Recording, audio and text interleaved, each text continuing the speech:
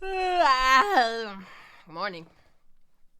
Hi guys, how you doing? Mm, I'm so eepy. I just woke up. I just woke up. Ah.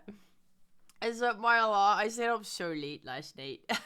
After the show ended, I was like, how can I go to sleep? I need to make tweets and be looking at everything possible like a greedy piece of shit.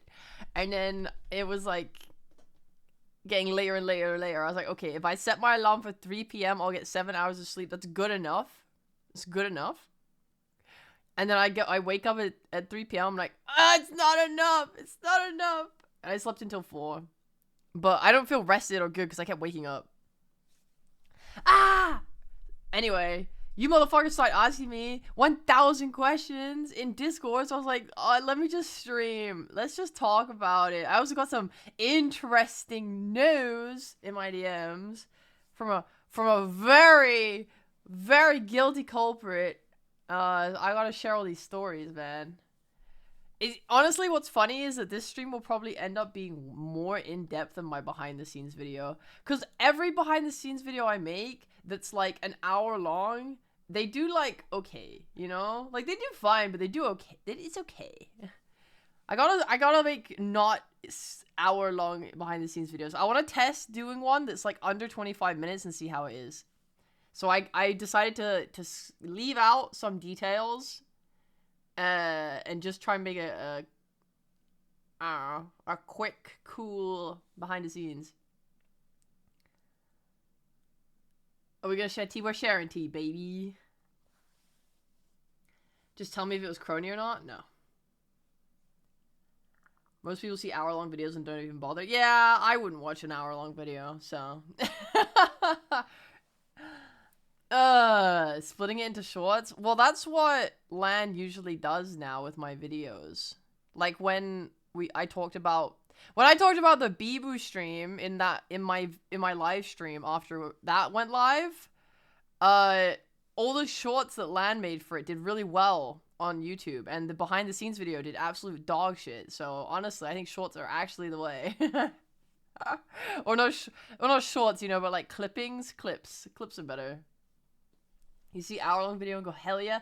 Wow, you know, there's like a specific breed of people in 2025 that enjoy long videos still. Good for you. Alright. Alright. Where do we even begin? I wrote down a couple of notes of just some things I want to talk about at some point, like little stories, but yeah. I have, let me see, here's the itinerary for the stream. It'll probably be like 2-hour stream, 3-hour stream, depending on how many questions get asked, and how much I have to talk about. It's not like a lot though. And then I want to talk about some feelings surrounding last night after the stream ended. And then that's all. Yeah. I feel like I almost feel bad talking about how this was made on a live stream because you know, it's like if you watch my behind the scenes video and you watch this live stream, you're gonna be like, I already heard all this fucking shit, and then you won't watch my YouTube video, and then my YouTube video will bomb. Whatever, it's fine.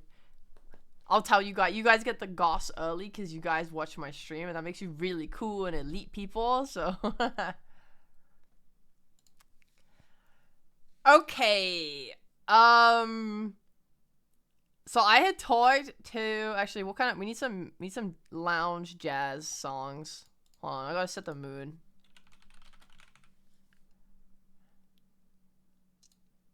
Quite like the song though. Oh yeah. Oh yeah, that's good. That's good. Okay. let me take a sip of water here.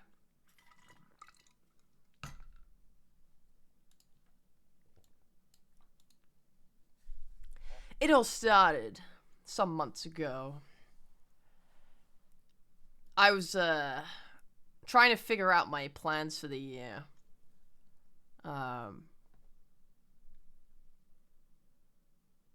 Good luck, Daleks. Have fun. Sorry, you spoke and you ruined my introduction, so I'll just do that again in a second. Have fun, Daleks. Bye. Hi, Corey-san. Hi, Drum. Also, hi, everyone that said hi in the chat. There's a lot of you. Hi. Learning about your other projects and seeing this, I can only imagine everything that went into this. You're such a genius. We have an expo stream. Let's go. I can't believe so many people loved it as hard as they did. I mean, I think it was a fun stream, for sure. But I really can't believe how much people loved it, you know? I was so worried that this stream would be like, oh, this, you know, is not one of Rhea's best things, you know? But everyone seemed to be fucking head over heels for it. So I'm really happy. I'm so happy. I'm so relieved. Oh man, it was really funny. And the funny part is you didn't even get to see a bunch of stuff because fucking Gigi forgot to show it. Okay, alright, hold on. I gotta tell you guys everything. So I was trying to figure out what I wanted to do this year. As you guys know, I'm a busy little guy. I have a lot of things on my plate. I have people, you know, commissioned work from other streamers. I have my own streams that I want to do, and I want to have, you know, there's also Dota events that I did this year, so on and so on. So I'm a busy little guy. So I hit up Gigi and I'm like, hey, I just wanted to ask if you wanted to work together for your birthday again this year, like if that was in your plans or not. Because if it is, I would like to start work on it earlier rather than later so that I'm not rushing at the end to get it all done and I can, you know, balance my life a little bit. She was like, yeah, I absolutely would love to. I want to. I have an idea that I want to do, but I'm not sure if we can do it yet, blah, blah, blah. Anyway, we eventually end up hashing out the details, and Gigi basically tells me that I have a quote on it. Actually, I'm gonna kind of half read my script from my behind the scenes video, fuck it. Because I wrote it the most eloquently there. She told me she wanted a really shitty, stupid tabletop / D&D session that wasn't serious at all and very amateur. And it just should be really silly, but it should be presented seriously. And also, I quote, the plot should suck ass, in all caps, and it's shit, in all caps. She wanted JRPG classes, she wanted everyone to have a mini profile with random backgrounds and traits, and she wanted people to improv, and then she wanted to yell at them if they were not improving well enough. So that's pretty much the core of the Game of Whimsy, right? Like, you everything I just said, I think you could pretty much easily, clearly see it in the final product. So, you know, she comes to me with that as a pitch. That's her pitch. And I'm like, okay, well, I can't make it shit. That's not something I'm capable of doing. I need it to be amazing, but I'll try my best. I think her want for it to be shit bled into me being a little bit more like whimsical and loose with how I was approaching how I made some stuff. Like, there was just some areas where I didn't try and make it the cleanest thing in the world, but like overall I can't help myself, man. I gotta work on that shit. I gotta make it as beautiful as I can. Help! Oh, I gotta turn the light on. There we go. The plot sucked. I thought it was immaculate. The plot was immaculate. It was. I put a lot of effort into it. Very GG. Yes, very GG. So, you know what the funny thing is that I feel like me and Gigi are so similar that sometimes I just can't remember anymore what she pitched in and what I pitched in. I'm like, did I come up with that or did she come up with that? I don't know. Because we both could easily have come up with that and I just can't remember anymore. Because the process for making these kinds of things is that we'll do the initial talk. Sometimes it's on a call, sometimes it's just text. And then I will go away and I will make a pitch. So she tells me that she wants this D&D session thing. I go away. I come back with a Google document. I'm like, take a look at this. So for this, I presented, here's the Game of Whimsy. My idea for it is, you know, we take this game, and we have this concept you wanted. Everyone has like role play and blah blah blah. And the reason I'm calling it the Game of Whimsy is because of this idea that you want them to role play and be in character. So I want them to really just be whimsical and having a good time throughout the stream. And if they're not, we'll punish them. So we'll call their ability to role play whimsy, and that will just like we'll use that as a point system to punish them or reward them, and that way we can have a winner at the end, we can have a loser at the end. It'll be a fun way, it's a fun competitive thing, right? Number go up and down. People want to see the number go up. It's just good. I think it's good and fun. I also made whimsy, is it an acronym? Is that the word? An acronym? Originally in the document, I said that it would stand for something. I said whimsy. It stands for wet hamsters in my socks? Yes. But she never brought that up on the stream. It was very sad, very sad. I was like, you could change it. It could be like wild horses in my stables. Yes.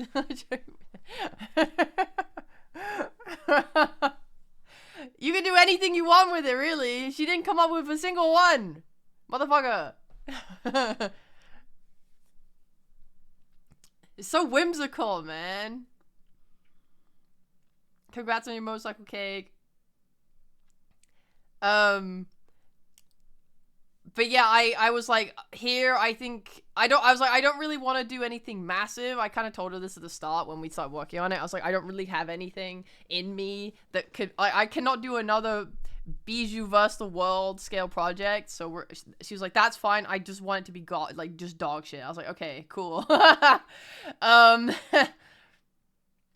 But we talked about the scale, because for me, I knew that the way that this game would play out is that it would be mostly verbal RP. So if you were watching it, you would notice that there was, like 10-minute stretches where what's happening on the screen is there is a background, there is an enemy in that background, there are the Fujis at the front, and that's it. And that is like, that's it. They just talk and roleplay for 10 minutes straight, which is great, but I needed it to be like a little bit more dynamic. And I think I have a lot of care that I put into the designs of things.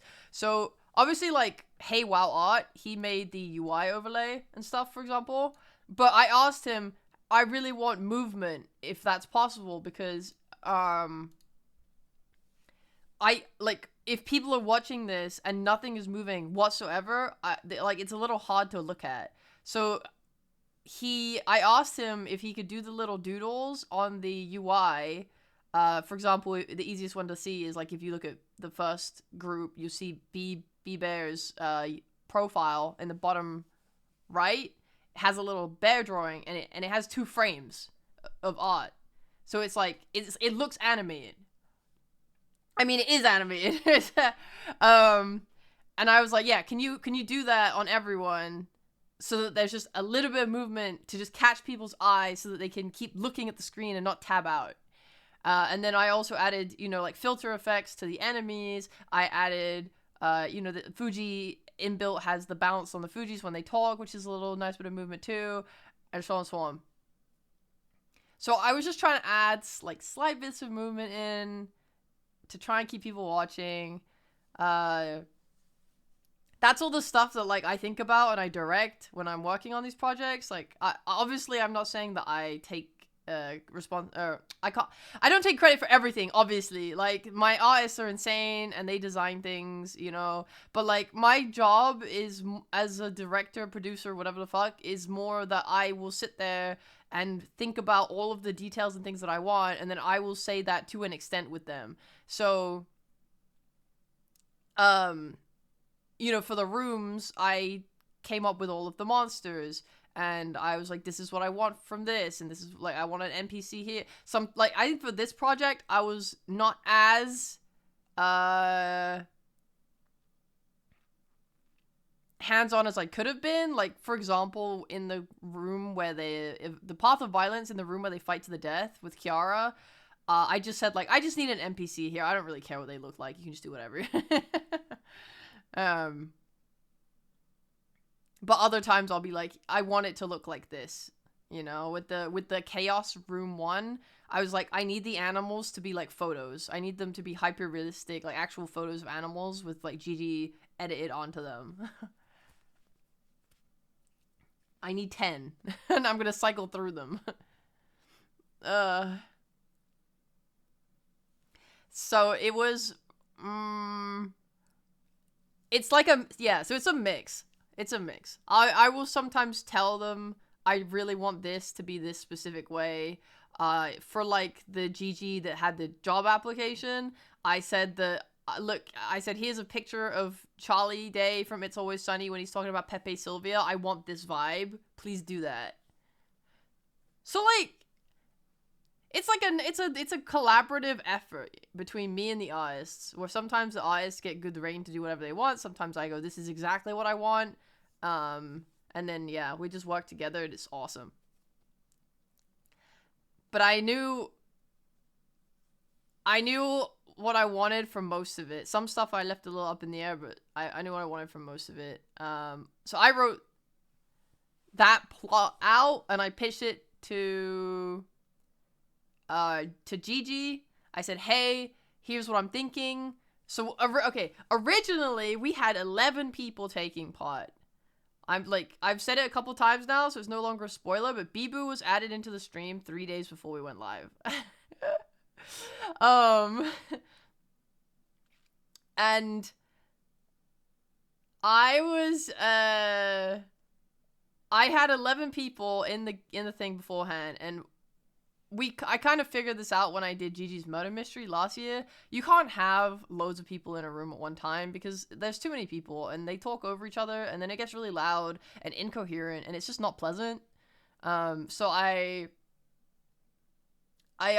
split them up into groups. So I figured we could probably do a group of 4, and a group of 3. I think that was the best.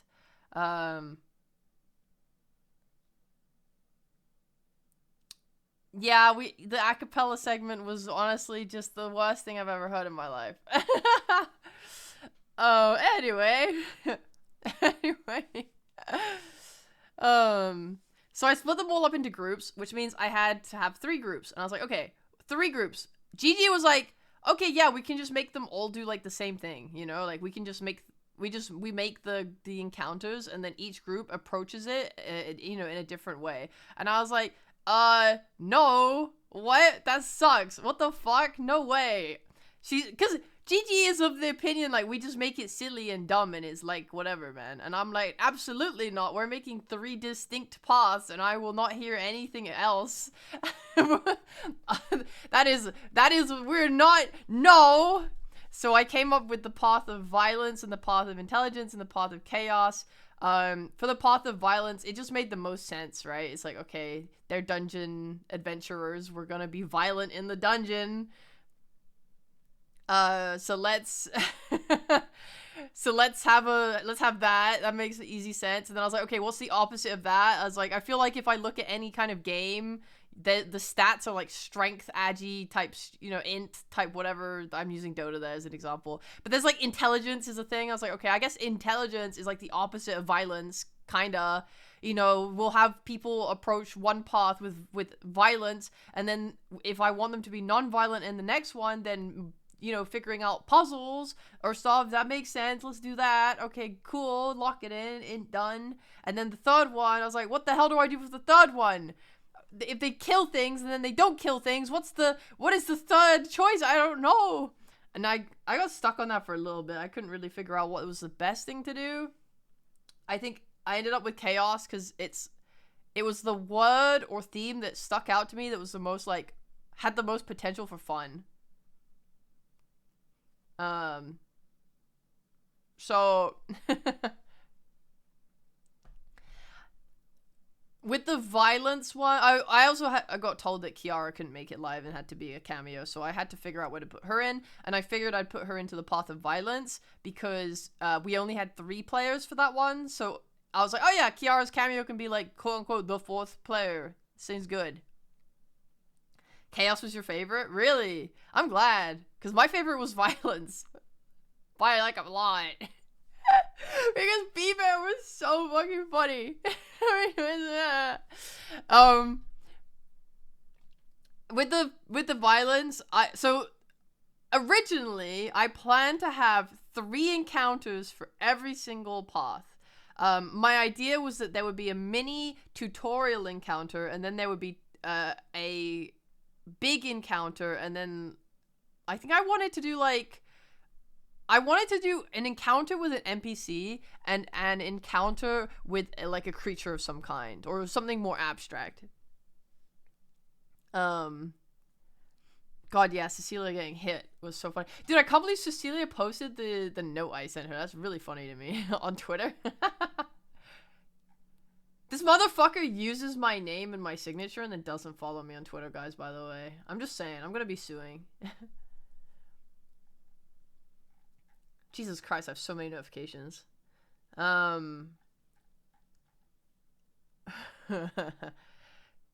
Yeah, so I had 3 encounters planned per person, or per route, sorry. And then I felt like,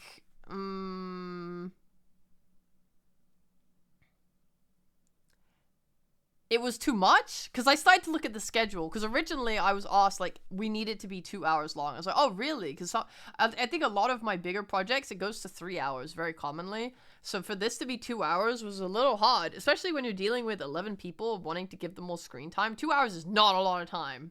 I think in the end it ended up going to 2.5 hours, which kind of ended up being planned out. Hey, Matt, thank you very much for the Prime sub. Appreciate it.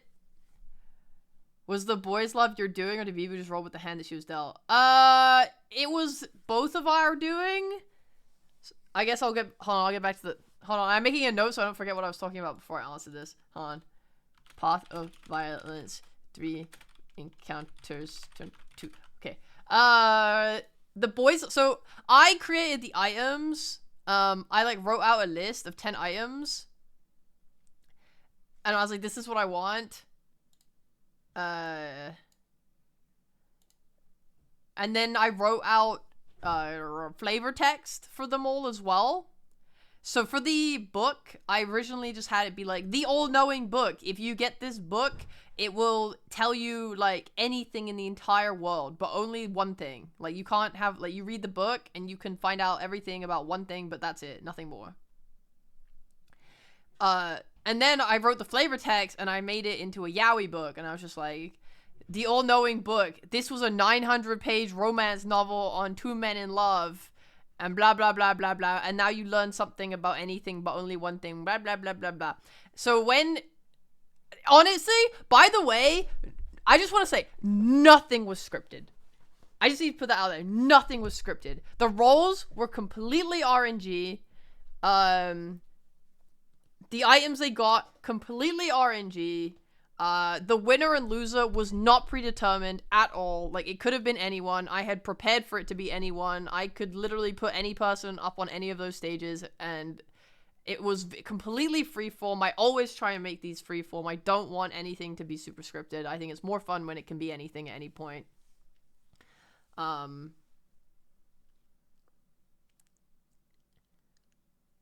So... I thought it was so funny when Narissa had the book in her hands, and then Bibi was like, I want to try and lick it off or something, and then she ends up rolling and then getting the one book item we had. Like, that was completely random. It was so funny. What a fucking coincidence. Like, what the hell? I figured it was RNG based when Eno and Crony killed their whole villages. Well, those were not RNG based. Those were not. Those were, I wrote 11, hold on, actually, let me finish the book thing first.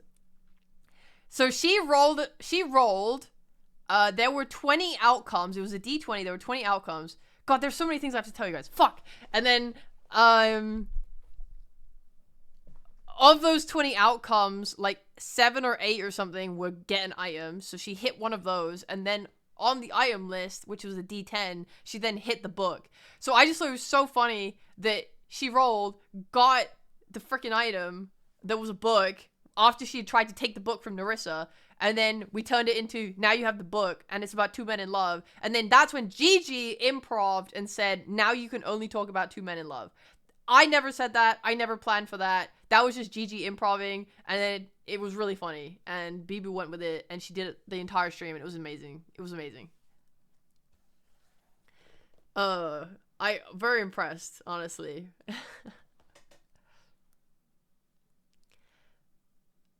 So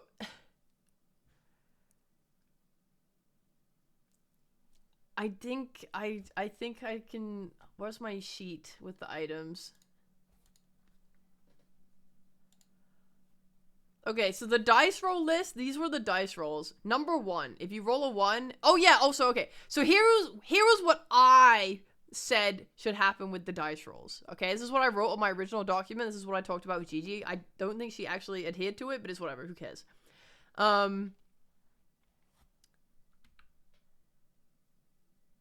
said that anytime someone tries to do something, you should roll for it. But the roll outcome should have absolutely no effect on whether they succeed or not. I said it would just be funny if they're like, let's say there's a boulder, okay? Let's just say there's a boulder, and they want to move the boulder out the way. I was like, I think they could say, oh, I want to move the boulder. And you say, okay, and then you roll for it. Let's say they get a 20. I was like, I don't think that 20 should allow them to move the boulder. I think what the 20 should do is just give them a random effect that I will write down on a list. I was like, what I think should determine whether they complete a task or not is just their roleplay. So if I'm Callie, for example, I say, oh, okay, I want to move the boulder, but like, the reason that I can is because I climbed Mount Everest, and I'm really well acquainted with rocks, and I understand the divots in the rock here that can allow me to maneuver its weight and push it out the way, right? That way, I think if she said it like that, you instantly give her the W. But then you roll anyway, just for fun. Let's say she rolls a 1. It's like, doesn't matter. You roleplayed so well, you achieve your goal. But you also now get the effect of rolling a 1, which is just completely random and unaffiliated. I think she kind of did do it where... Thank you, Raven. She kind of did do it where she would roll, but then she wouldn't follow up on what they had asked about. And then everyone was so distracted by the outcomes of the rolls that they then forgot to follow up on it as well. They'd be like, I want to use a magic spell on this. And then they'd roll, be like, you get a phone call with the best news of your life. And then they're just like, oh, I'm distracted now.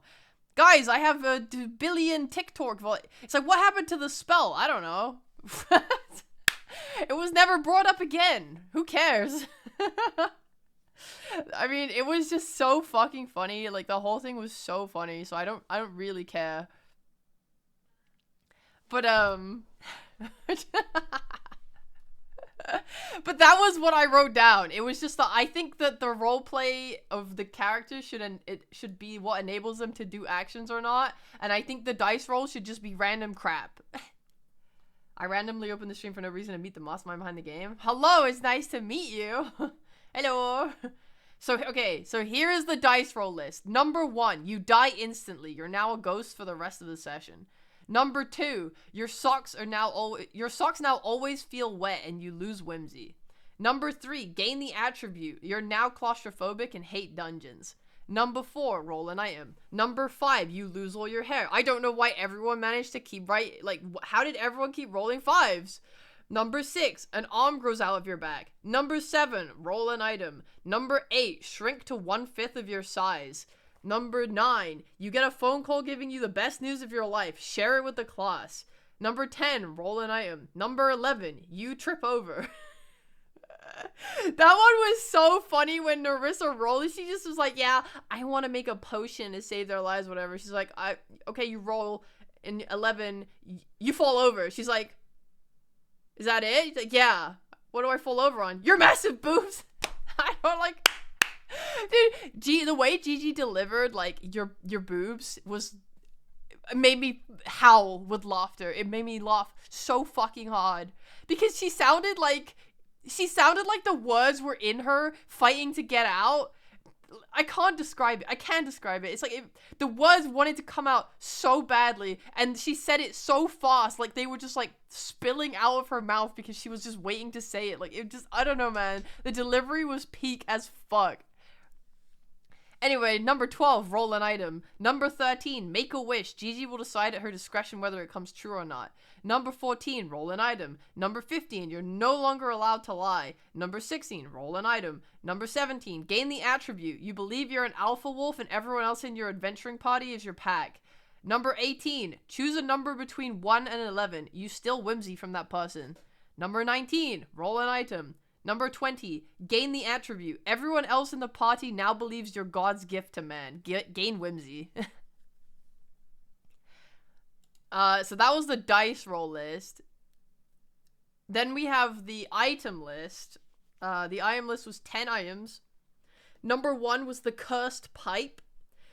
I'm going to, in my behind the scenes video, I'm going to show you guys all of the flavor text. I'm not going to go over on the stream. So if you want to see the flavor text, you can see it on the behind the scenes screen.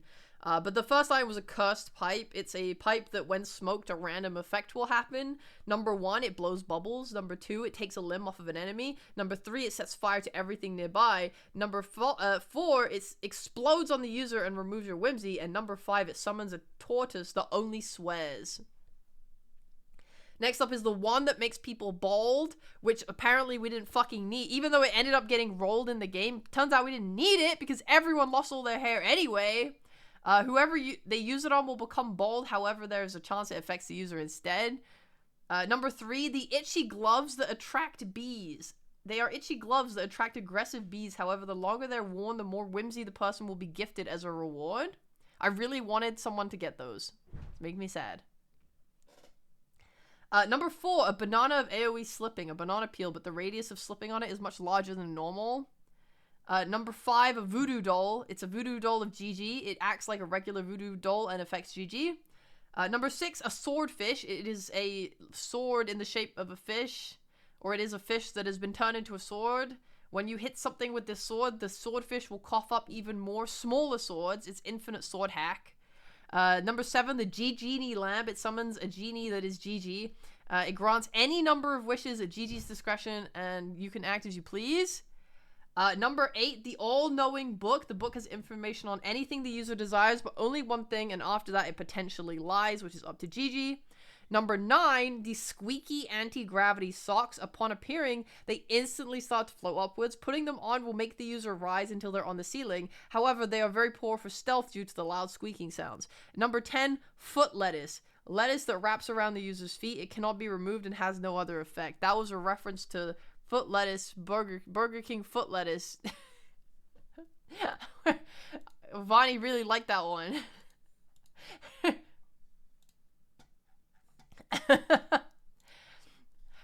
I liked the items. I thought they were fun. And I told Gigi in our rehearsal, I was like, look, I think the chance of us seeing all the items is pretty low because you have to roll the d20, land on getting an item, and then you have to then roll the items after that. I was like, there's no way. I was like, I think you can just give them out to people and then it's fine. You know, like I was like, you can roll for it, but also I think if you should just give out items at your leisure. And then she forgot. So we didn't get to see a lot of those items. And the funny part is I had to use a widget to show the items on the screen because it was so annoying to like be able to set up items in the slots forever. Like oh my god, I can't even describe how annoying it is. Okay, think about it this way. Everyone can potentially have an item. Everyone could potentially have the same item, okay? So like imagine the 4 voodoo dolls on the screen.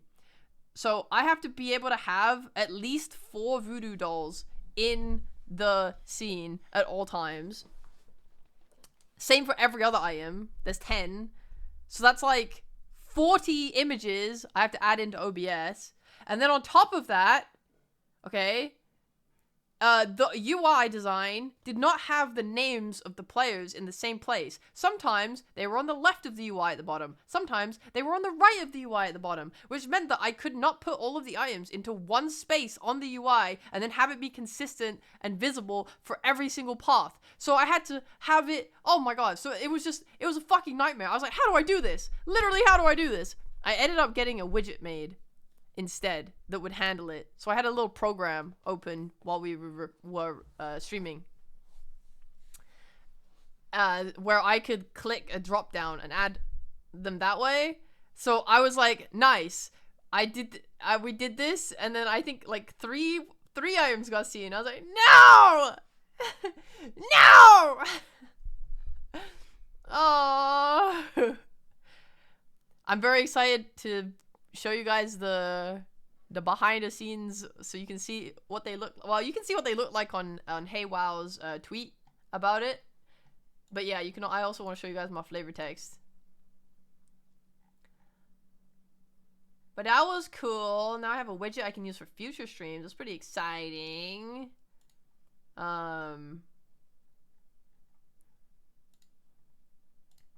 Yep.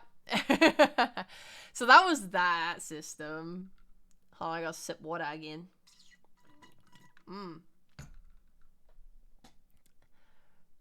Now, where was I about 20 minutes ago? Path of Violence encounters. Yes, so originally I had a tutorial and then 2 more. And then I realized we did not have enough time for this. I think the way that the timing shook out is we had 5 minutes for introductions of every single person. As in, like, you know, all 4 people must be introduced in 5 minutes. And then, after that, I only had 24 minutes, I think, for the rooms. For the encounters, and then 1 minute for the transition to the next group. So because I only had 24 minutes, I was like, we're not gonna fit 3 encounters into this. I also can't ask the background artists like Bonnie to make more backgrounds for more encounters, and I can't ask KWow to make another whole like encounter art thing. I was like, I mean, I could ask for it, but I didn't want to. It just, like, especially because it just meant that it would lower the amount of time that people would be able to spend on stuff and rush people. I think that was just shit. So I decided to lower it to 2, and I kind of then flipped my idea on its head. So I was like, okay, well, I have this idea where there's the tutorial and they learn how to play their shit, and then there's like the hard thing after. What if instead of a tutorial, what if I make it seem like there's a tutorial, but actually it's like the hardest, most extreme version of the concept instead? So for the Path of Violence, obviously it didn't end up being really scary in any way, really. I think Kiara actually ended up killing more people than the mold did, but I just wanted to write like a really long name that was really funny, you know, like the world devouring blah blah blah blah blah. Where did I put it? Where's my Google Docie? Her boobquake did kill everyone. That was terrifying. I didn't know she was the real boss. Let me see here. Yeah, I wrote down for room 1. The adventurers enter the first room and see a skeleton with a book of monsters in its lap. Somewhere it warns them that if they've touched the book, it is already too late and they will shortly die to the unending, world-devouring black mold of infinite despair. So this encounter was very different in my notes, but I don't really care either way how it went. I just think that it's funny, you know? But I wrote that what would happen is that whoever touches the book first would then have the mold climb onto them from the book, and then the mold would be like kind of living, and it would then grow teeth and then bite the person that touched them or touched the book. And then whoever gets bitten has a zombifying effect where they have to roleplay as the exact opposite of their character, and then that mold can then spread across the room and affect other people as well, and then killing the mold will then cure everyone. So that was my original idea for the room. It played out differently. It was really funny. It was really funny. I think what's the funniest in the rooms and encounters is when people get so sidetracked with roleplaying their characters that they just ignore the fucking enemy. And Gigi's standing there going, guys, if you don't deal with it, it's gonna kill you. And like, no one cares. Oh, I'm just quickly pouring myself more water. Is the black mold from Bo or unrelated? I don't know what you mean by Bo in this situation, so it's unrelated.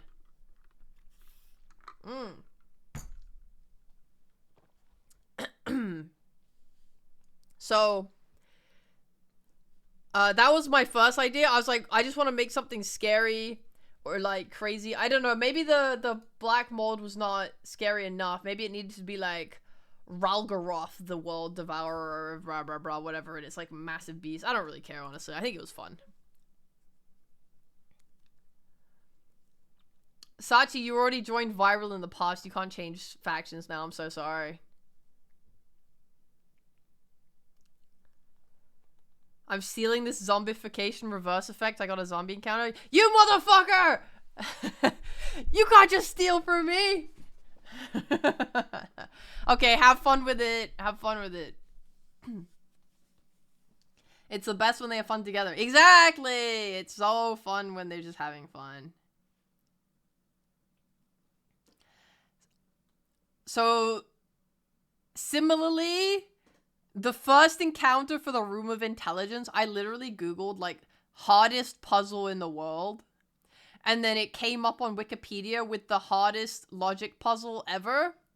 And I was like, oh, very good. And I tried to read it and understand it, and I could not. It says you can switch at the start of the next month. Oh, wait, do I actually have that on the description? That is so funny. We haven't implemented that. That's not implemented.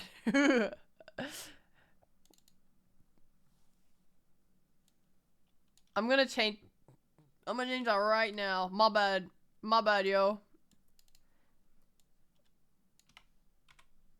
One day you'll be able to change teams. I promise. I don't promise that, but one day. I hope.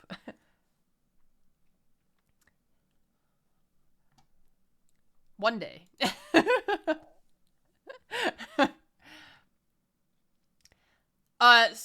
So if you're not aware of the hardest logic puzzle ever, the way that it works, I've read it enough times now where I can easily explain it. There are 3 gods. There is a god that always tells the truth, there is a god that always tells lies, and there is a god that will tell the truth or tell a lie on a 50-50 basis. It's as if it does like an internal coin flip in its head and decides via that, okay? It's just RNG. Your goal is to figure out which one is which by asking 3 yes or no questions. You can only ask 3. You cannot ask the same you cannot ask the question to all of them. You have to direct it at one specific god. And the catch is that the gods will reply with their own language. They understand English, but they will not reply with yes or no. They will reply with ja or da.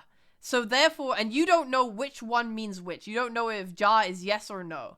So the logic puzzle is basically fucking impossible for anyone that's not like Gigabrain.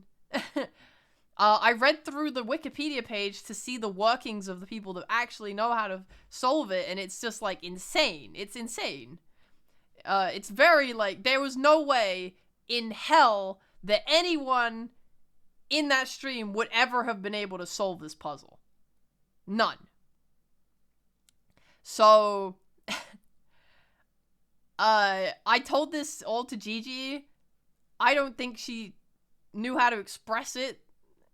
Or no, I think she just didn't end up expressing it because the players were just talking about random shit the entire time. And I don't even know if anyone knew what the goal was of the... I don't even know what happened in that room.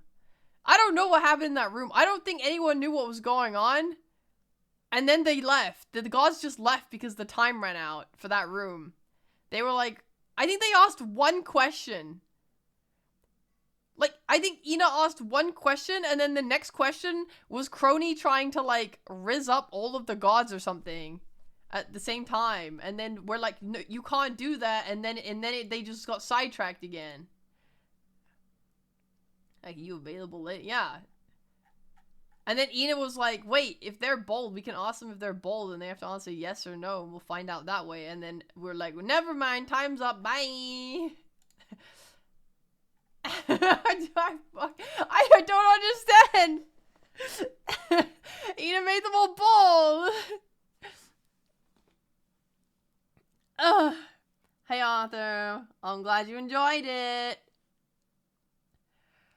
Dude, it was so funny. It was so fucking funny, man. I was having the time. Like, I think the nice thing as well about me not having to stress. So, like, when I did Bibu's project, I was really stressed because the whole time I was performing it, I had to, like, press all these buttons, make sure the turns were being done properly, make sure everything was functioning, blah, blah, blah, blah, blah. I was adjusting the damage numbers on the fly, blah, blah, blah, blah, blah. But for this one, I really did just get to sit there and watch for a lot of it. The main thing I had to do was that when they rolled an item, I had to pull up the pop-up for it. And that was kind of it. Like, Gigi had a streamer bot deck. If you're not aware of that, I make every stream I do in OBS with streamer bot as an assistant program. A streamer bot allows me to create a list of sub actions that are part of one whole action, and then when I activate that action, it plays all the sub actions. So, for example, I might have an action called Move Rhea, right? And what it does is it moves my model to the right, and then it waits for a second, and then it moves her back to the left, okay? And that would be one action. So for all of these streams, I have that list of actions for everything. So, for example, with the stickers, the sticker action is that I make the sticker appear, wait for a certain period of time, and then disappear, right? I forgot what I was talking about. So everyone had a streamer bot. So what a streamer bot deck does is that it allows me to take actions that I have created on my streamer bot and then apply them to buttons on a deck that I can then share with other people. So usually my streamer bot is only accessible by me, right? And I can put buttons from my streamer bot onto like my stream deck, for example. But what a streamer bot deck is it's a website where I can link my streamer bot to it and then make a custom layout, which I can then link to them and be like, here are buttons for you. You can press these buttons. It will activate my actions and then it will make things happen on the stream. Okay? So everyone had a page and it had their stickers on it, for example. So if they press their happy sticker, it would make their happy sticker show up on the stream. So I did that. And for Gigi, she had a kind of a complex one. She had a pretty big one. It had her... I'm just pulling up for myself, my own reference right now. So she had buttons to change everyone's whimsy numbers. So at any moment, she could just click Callie and then type in -100, and then it would -100 whimsy from her. I also gave her a roll D20 button so that she could roll the dice. I gave her a roll D10 button so she could roll dice for items. I gave her buttons so that when the gods were on the screen, she could open their mouths and close their mouths so it was obvious which one was replying. If they had roleplayed that, then that would have been useful, but it did not happen. And then I had buttons for Whimsy Attack. Now, Whimsy Attack is a very beautiful thing.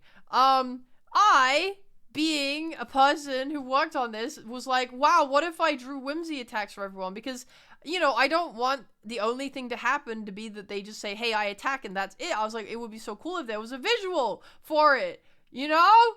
So here, look, this is a Whimsy Attack. I drew this. It's 4 frames long.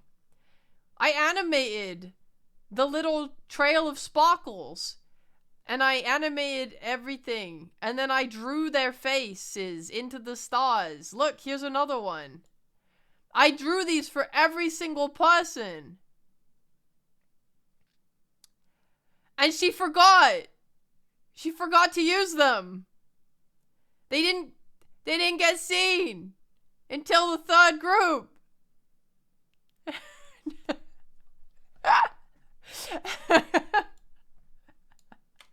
And I'm like, I was in the Discord, like during the 3rd section, I was like at Gigi, hey, sure would be cool if there was some whimsical attacks. And she was like, keyboard smash, I forgot! And I was like, okay. And then she started using them. But like, oh my god.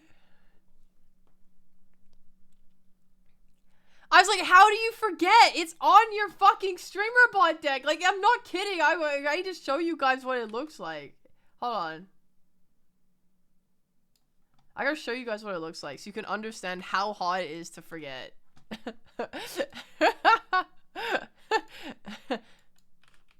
Not actually upset, by the way, guys.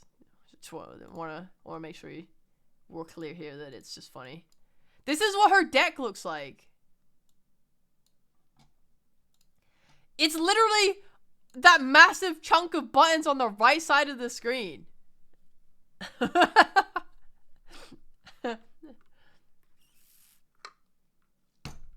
Yeah, Benny, I like that little GG clap. This motherfucker.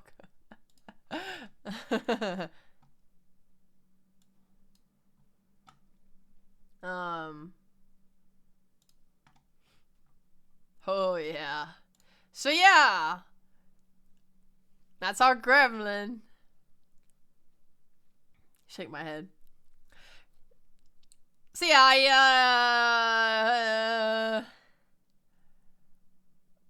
I gave her that.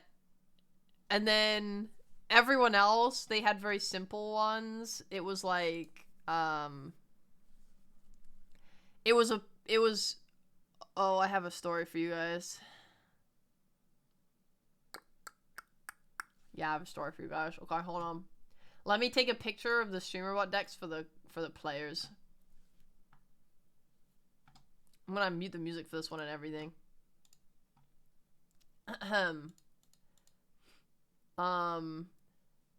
gonna use cronies. Use cronies. Let me save that real quick. Let me put this on the screen. So, players had this deck. Okay? Players had this deck. Now, the layout here is that they have their stickers with a thumbs up, thumbs down. They can see the art. They can see what their sticker looks like. You can kind of tell most of the players actually didn't have the green button. The green button was not there for most people. The green button was only there for the path of intelligence for when they answered the job application. So they would click the green button to answer the job application questions. Now that gave a text field that they would type in, and it was all good. And it was all beautiful. Now, the red button, I really considered what to do with this. I know that it's big. I understand that it's big, okay? And I know that makes it maybe a little bit easier to click by accident. But I just figured if it's red and it says this button is for the ending only, it really should be easy to avoid. So, and I made sure that there was a little gap between the stickers and the red button, you know, so that they didn't like try and spam click the sticker and then hit the red button by accident. So I'm sitting in the Discord before we go live, and I'm talking to the guys. I'm saying, hey, how we doing? Blah, blah, blah, blah, blah, blah, blah, blah. And then someone joins the Discord call, and I'm talking about the things, and they open it up, and they instantly click the red button. And I'm like, okay. So my stream, I'm streaming my visuals to everyone so I can explain stuff, and it instantly changes what I'm looking at to show the loser screen where the rock gets thrown. I didn't want to include information on the buttons. This was my mistake. Next time, I think I would just tell them, I would just spoil the stream and tell them instead of keeping it vague. Okay, I put a rock emoji on the button. I didn't tell them what it was for. I didn't say rock thing, and I think that confused someone. Okay, next time I would just say, look, there's a rock throwing section, and that's what the red button's for. Okay. Now, someone instantly presses the button, and I'm like, guys, I need to insist, like, please do not press the red button. The red button, it will change a scene. It will show something on the screen that should not be seen. Like, just don't press it. Like, it will be really obvious when it's time to press the red button. It's for the ending. It will be so obvious. Like, just, you know, just don't press it, okay? So the person that pressed it during the rehearsal was like, okay, sorry. And I'm like, don't worry about it. It's all good because we're not live yet. It's fine. I fix my OBS, you know, I hide the stuff that has shown. We move into the real one. I'm like, okay, I'm ready. Let's go. So we go in to the main stream. We're live. Everyone's watching. Life is beautiful. We get to the merch section, and all of a sudden, the screen changes from the merch to the loser screen, and a rock gets thrown at nothing because I haven't selected who the loser is yet, so there's no one strapped to the wall. Which, by the way, is proof that it wasn't scripted, okay? That is actually proof it wasn't scripted. Anyway, I see this rock fly. My heart sinks. I'm like, who fucking did it? Who fucking did it? I told you not to do it. I go in our group chat in the Discord. I'm like, who fucking threw that rock? No one confesses. No one says anything. No one even acknowledges that it happened in the group chat. You hear Gigi on the stream saying, guys, don't press the button, please. And I'm like, motherfucker, I'll kill you. Whoever did that. But I hide it. I panic and I hide it and I hope, I pray that it didn't break anything else. And I'm like, I think it's probably fine. But I'm like, please don't be broken now. Because my buttons are all in specific orders so that things will happen at certain times of the stream. Yes, I needed a blocker for stuff like that. I learned my lesson. Now it's my bad. Anyway.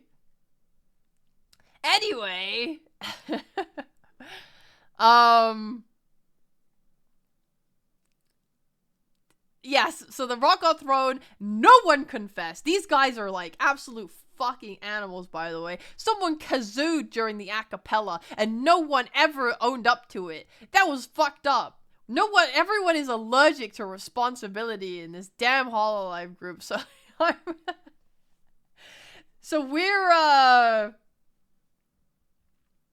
we continue the stream, we get to the end, no one says who did anything, no one owns up to the rock throwing, no one owns up to the kazoo. I'm like, no, I guess we'll just never know who it was. And the thing is, with the rock throwing, is that even though every single person had their own rock throw button on the streamer bot deck, actually, they all linked to the exact same action. There was no custom rock throw for each person. I thought about it. I considered giving everyone a different rock design, but I didn't want to. I thought, you know what? I'm just going to make the action one time. I'm going to link it to everyone, and then we're chilling. Okay? So therefore, because I did it like that, I could not see who was the one that had pressed the button, because in my streamer bot, in my action history, it just said, like, the rock was thrown. It didn't say who did it because there was no name attached because I didn't make it unique. So, like, fuck, this fucking criminal is gonna get away free! They just ran away into the night after ruining everything! Oh my god, man. I couldn't believe it. What an absolute freaking mastermind. Man, I was sitting there just like, I gotta find this guy. I gotta sleuth him out. One day it would all come to light. And then after the stream ended, I went and I recorded my behind the scenes video. I've talked about the rock throwing. I was like, we'll never know who did it. Takes a drag of my cigarette. I was like, guess we'll never know. And then this morning, today, I wake up and I'm just chilling in bed on my phone and I get a message. It said, now that Gigi's stream is done, I have a confession to make. I'm like, oh, Monka. I posted a little cat, the Monka cat. I panicked and it was me who accidentally hit the button. I'm so sorry, I was like, no, I can't believe it. Who was it, guys? None other than Narissa Ravencroft. My wife betrayed me!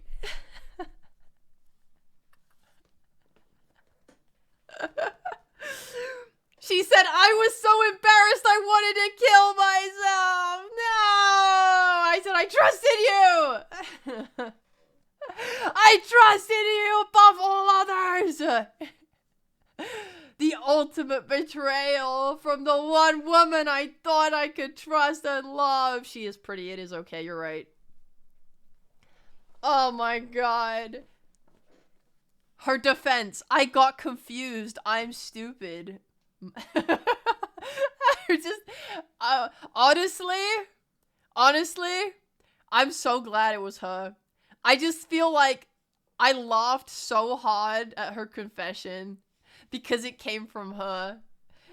I can't believe it. I said to her, look, you know what this reminds me of? This is like those people that will kill someone and then they feel so guilty that they just confess to it the next day. They're like, yes, I got away. Like, they literally just get away. They would never be found, but then they like tell a family member because they can't hold the guilt in. I was like, this is what this is coming across like right now. She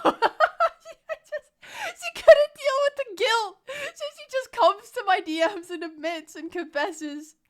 I never found out who the Kazu player was. I didn't find out. And then the funny thing as well is that my phone starts pinging me. Like, after I chew her out for it and I forgive her and whatever, I get like 8 notifications that just says like, Narissa Ravencroft liked your tweet. Narissa Ravencroft liked your tweet. Narissa Ravencroft liked your tweet. Narissa Ravencroft liked your repost. And I just said, bro, are you on my Twitter guilt liking my post right now? Is this your guilt response to just like all my tweets from the last 12 hours? I was like, what are you doing? What are you doing? And she was just like, she's like, I love you. I was like, yeah, okay.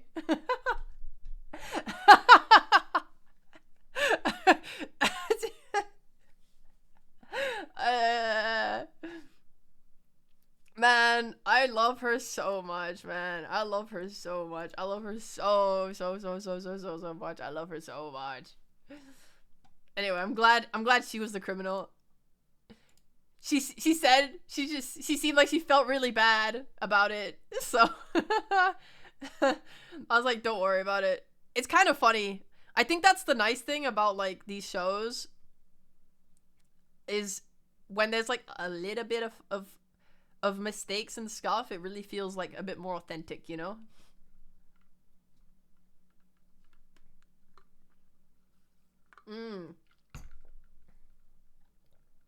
I love her so much. Okay, so that was that story.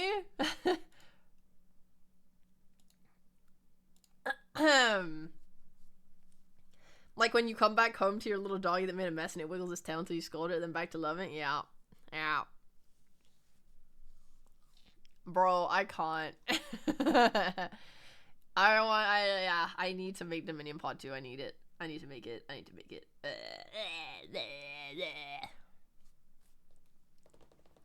So,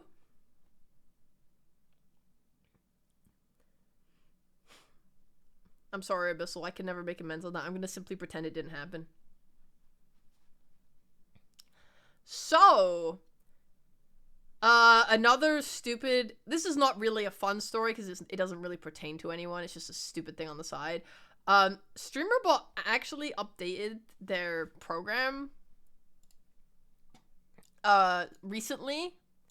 They moved into version 1.0 out of version 0, and I've been a big version 0 user for a very long time.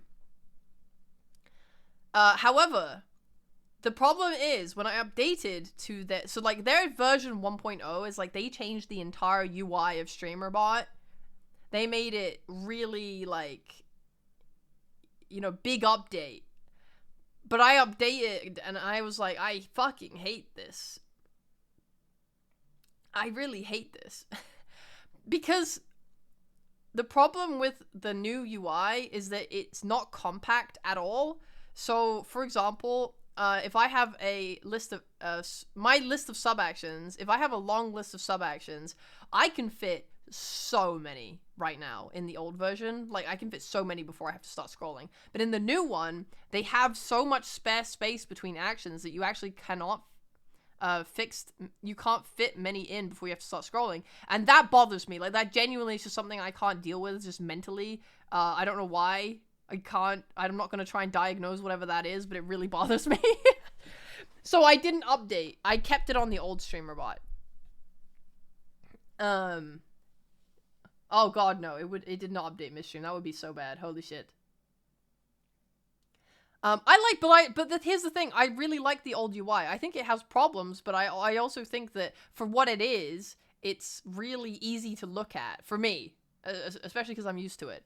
But it really just, everything, it fits in the right places. It's very easy to look at and understand what's going on, and I just like it. I just like it. Visually, it's very clear to me. And the new one is just really not. It's really clunky, and too much it just sucks. I hate it. Anyway, so I didn't update.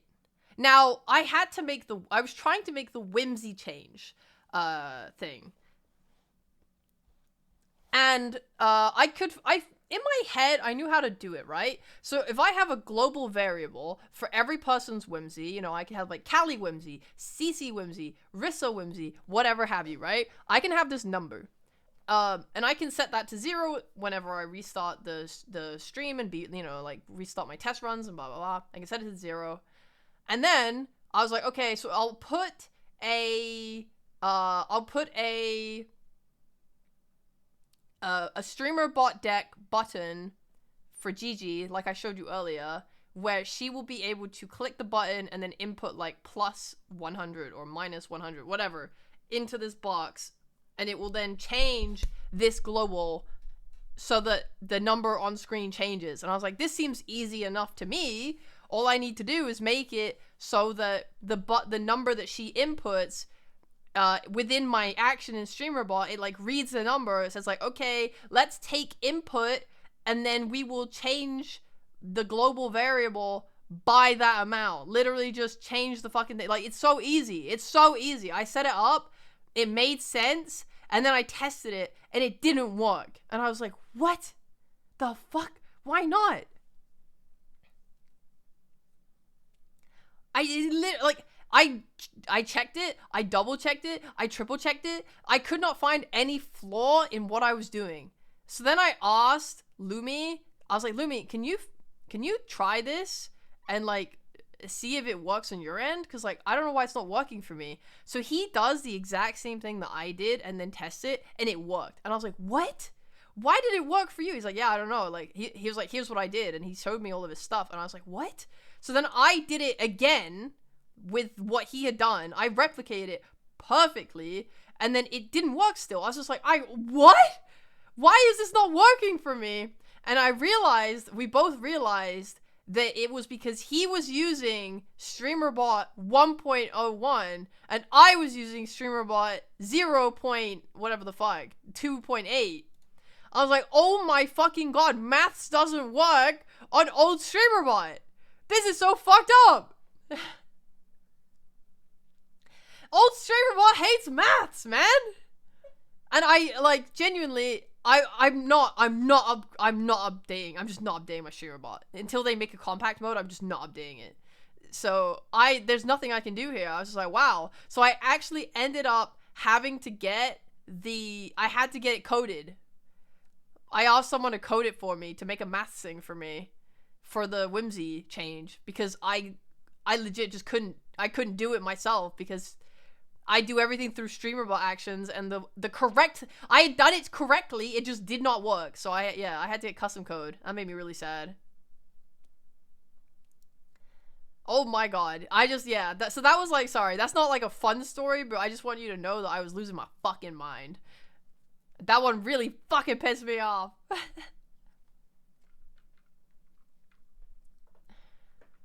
Me getting limited by my inability to code.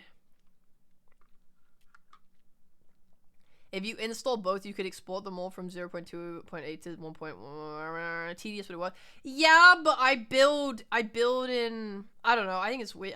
It's weird. It's weird. I could, but it's weird. I don't really like it. Because I also have to, like, link StreamerBot deck to the StreamerBot, and I don't know if that would fucking break or anything. I don't know. It's just so complicated and stupid.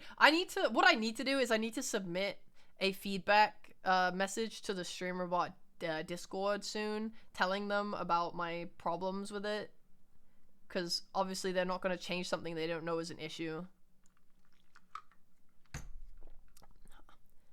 They made it harder for me to access a lot of things in the new StreamerBot update, so yeah. Anyway.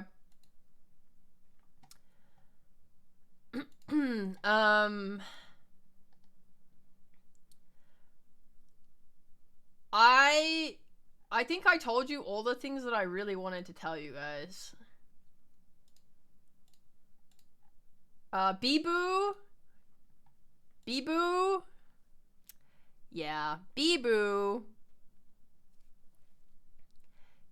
So I was chilling, and in fact, I was ahead of schedule. I told Gigi, I was like, Gigi, I just need to finish the audio, but we're done. I was like, oh, we're done with days to spare. Life is beautiful.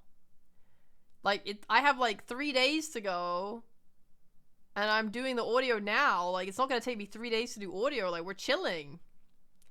Yay! So I'm sitting there, happy as can be, really ahead of my work. You guys have never seen me stream on the same day as a production before, guys. That was the first time because I was so fucking ahead. Anyway, I'm chilling. And I get a message from Gigi. And I'm like,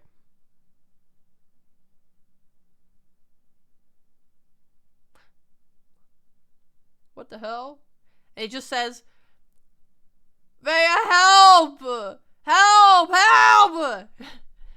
I forgot Babo! I'm like, what do you mean? She's like, I feel really bad. Essentially what happened is she put out a message asking for interest for her birthday.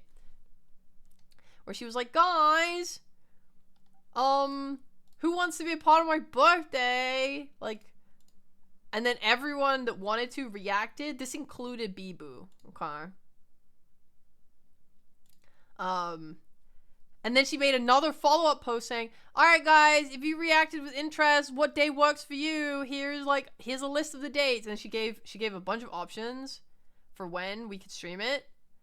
And then all of the people reacted except for Bee-Boo, because Bee-Boo was like, I can do all these dates, so I don't mind which one it is. And then because she didn't react to the times, Gigi forgot her. Which I think is fair. I would assume that anyone that didn't reply to the times was just not interested. I would assume that. So I think that's fair. But it meant that Bee-Boo just got forgotten. And like, what happened was everyone's like excited and getting ready for this birthday. And then 3 days before the birthday goes live, I think Bee-Boo's just sitting there and it's just like, huh, Gigi's birthday's this week. I wonder why I haven't heard anything about it. Huh. So she messages Gigi. She's like, Gigi, what's going on with your birthday? Is there any information? And Gigi's like, fuck! So she comes to me and she's just like, Rhea, can we do something with Bee-Boo? Like, maybe we can make her a cameo. Like, maybe we could make her be the one, like, selling the rocks to throw at the people or something. I don't know. Like, can we do anything? And then I was like, oh! Thinking emoji. Here's the thing. I think the most effort I could put in is making her a player at this point in time. That is the most amount of effort, because she would need a lot of assets and stuff. That being said, I also think, like, if I'm gonna have to put in effort anyway, like, even as a cameo, that's still effort. If I'm gonna have to put in effort, I don't want it to just be for a cameo. I think if someone is available for the stream date, or the stream time, sorry,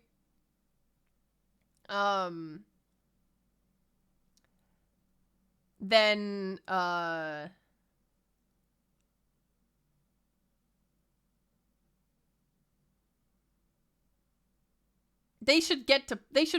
want them to be able to play. Like, I think it's just sad, right? If Bee-Boo shows up just to cameo for like 10 minutes or whatever. I think it's just sad instead of getting to play. So I was like, fuck it. If I'm gonna put the extra F in anyway, I'll make her a player. Because we have 3 players in the room one anyway. And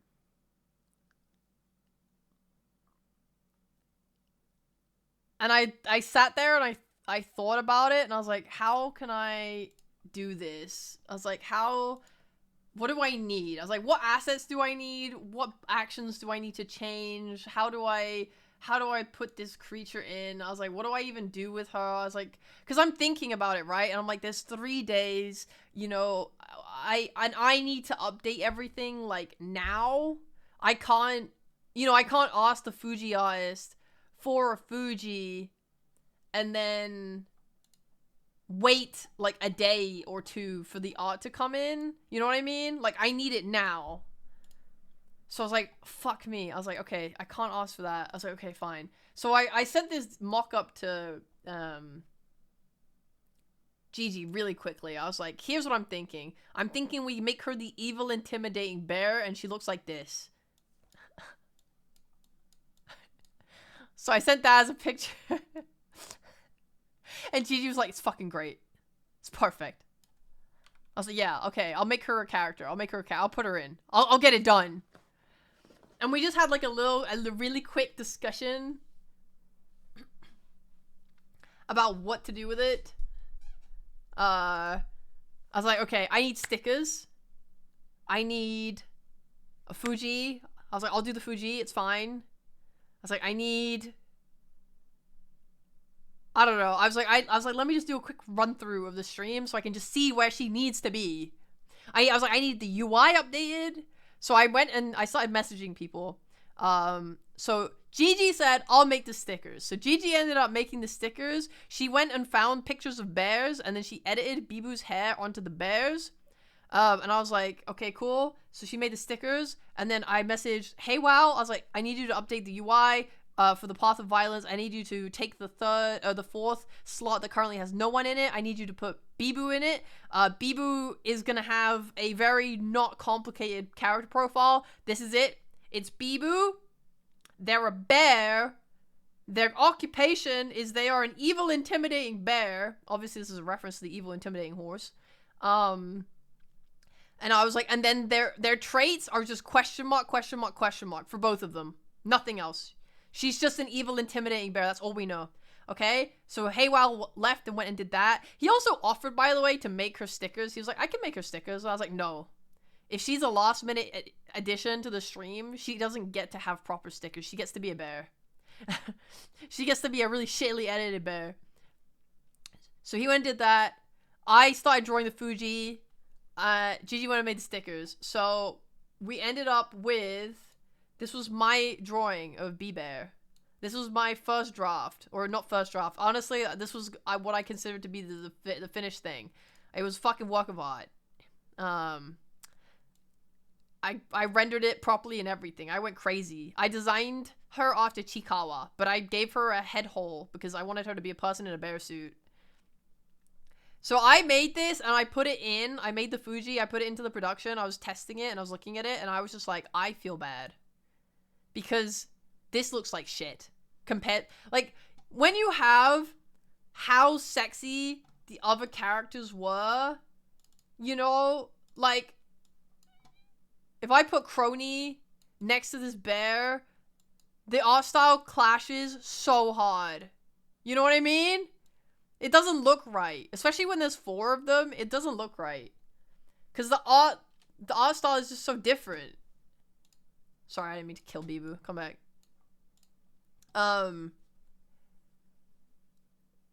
The contrast makes it funnier. It looked really bad. It looked really fucking bad. Especially when I adjusted the size. Because when I made her this small, the line art was then even thinner. It looked really fucking bad.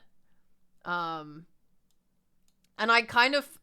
Like, I'm not against, like, I think it looks fine. It, like, objectively isolated, it looks fine. But trust me when I say that it looked really bad. And I felt bad because it was taking away from the art that the Fuji artist had done. I kind of felt like I should at least bring it up with the Fuji artist because, who was Leia. Because Leia had done, like, these really nice Fujis, and I really didn't want their vision to be spoiled by me throwing in this random bear in a completely different art style without, like, you know, I just think it's kind of sad, you know, because it's covering their art a bit, blah, blah, blah. Like, it just looked like shit next to their Fujis, and it was so out of place, and it took away from their work, and I felt really bad. So I was like, okay, Leia, I need to show you this. I've made this, and this is B-Bear. Would you like to redraw it? So I ended up giving them the Photoshop file. Actually, let me put B-Bear here. And then they edited it, and then they came up with they made this. So as you can see, it's actually still using my bear as a base. Like the rendering and stuff is still the same in some places, a little bit edited in others. And then they just drew over the line art and stuff and made it a little bit more fucked up looking. But they used my design, which made me very happy. My design I liked it, you know. I think I'm so happy that I'm so happy I don't have an ego, man. I'm so happy I don't have an ego. I feel like someone with an ego could be like, I already made a Fuji, and I really want my Fuji art to be the thing that's in the stream, and I'm gonna force the issue. And I think that the show was so much better because Layer drew this B-Bear, and that B-Bear looked like it had fucking rabies.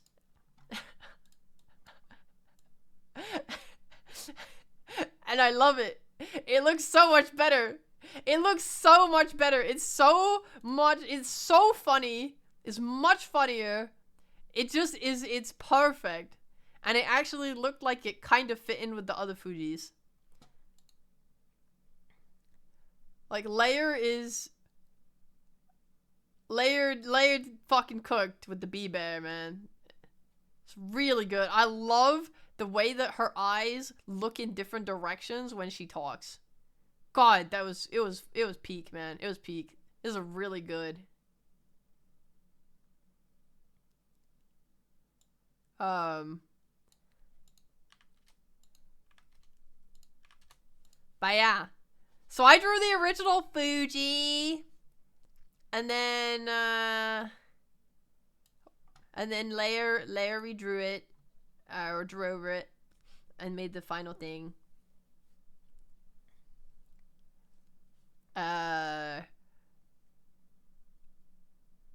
Gigi then also made the edits to the, I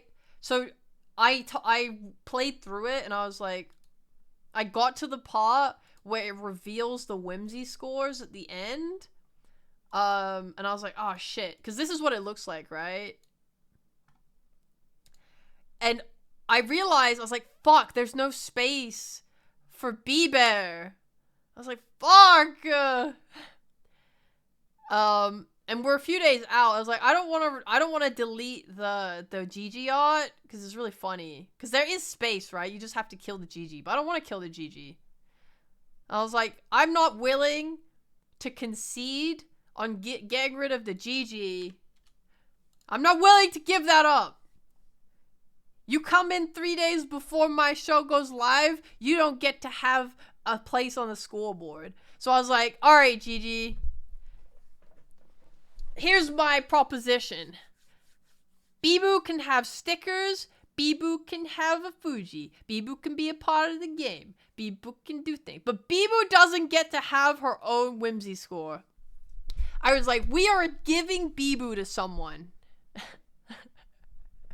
Bibu is now attached to another player from the Path of Violence. And I said, I'm gonna let Bibu influence someone's Whimsy score.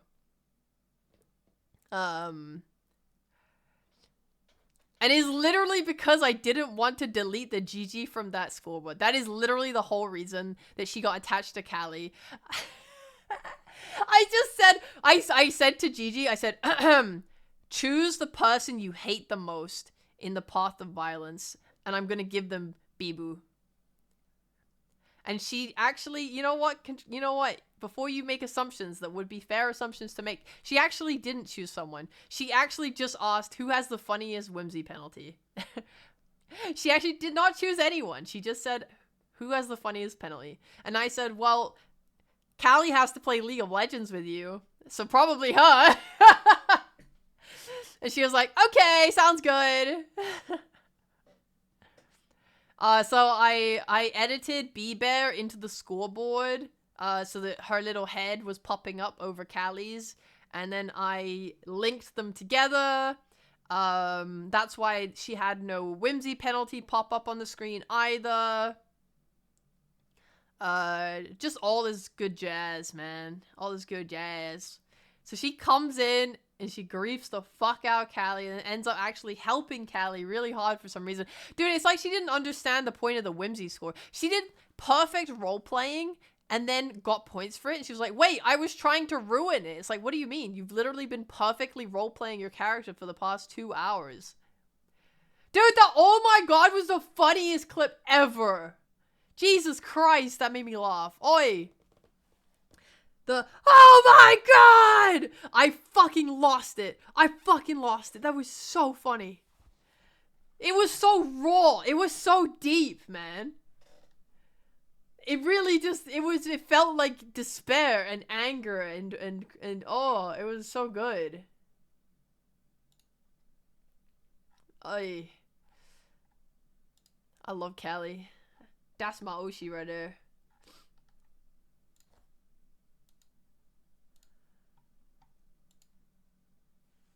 You could tell, I feel like you can tell who Gigi is good friends with because she would just bully them harder, you know?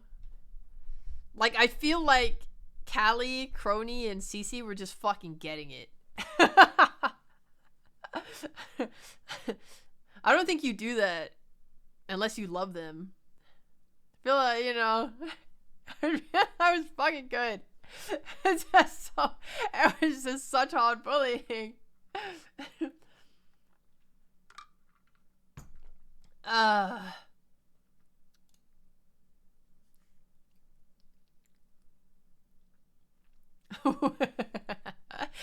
Oh god.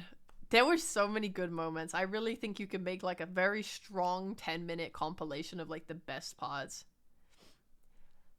Dude, I was talking with Cece about it afterwards. Cause when I had been designing the stream a bit, I talked about it.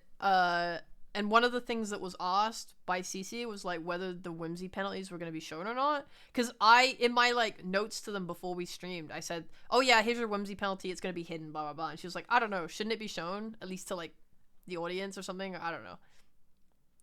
So I made it so that the thing that I streamed to the players, they couldn't see the whimsy penalties. But then what I streamed out to you guys, you could see the whimsy penalties. And I made that change because Cece gave feedback on it. So I messaged her about it afterwards and just said like, yeah, I'm glad that it worked out. Thank you again for your advice. And then we talked a little bit and she said, I got fucking set up. And I was like, yeah. I was like, you know what, man? Speak your truth. I got your bag. I got your fucking bag. And then I wrote that note that just said, it's all true. Signed Rhea. I was like, she just pins it in our DMs. I was like, all right.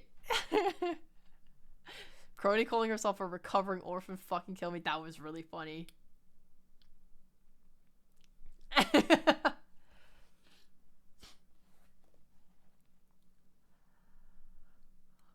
Oh my god.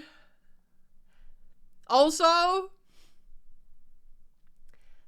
the sound design, I think I fucked up the sound levels. I went back to look at it a bit and the sound effects were really quiet compared to the Discord, which made me a bit sad, but whatever. I started with the sounds that would reveal the players. And I did like a steel pan sound.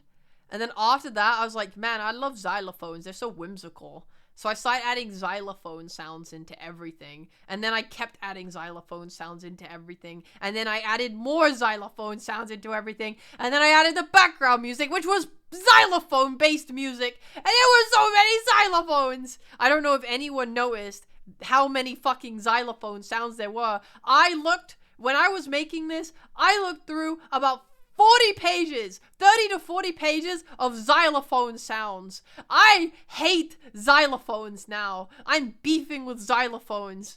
I fucking hate that instrument. And I will say on these audio websites, there are a lot of fucking people that don't make very original xylophone sounds. Do you know how many times I had to click through a stupid fucking sound of someone just running their little fucking, the thing that you hit the xylophone with, just running it down the xylophone? Motherfucker. Why no glockenspiel? There was one glockenspiel in there. There was one. When I rewatch, I'll listen harder. Thanks. There was a lot of xylophones. Wait, you actually wrote that? I thought CC forged my signature. Bro, how would CC know what my signature looks like?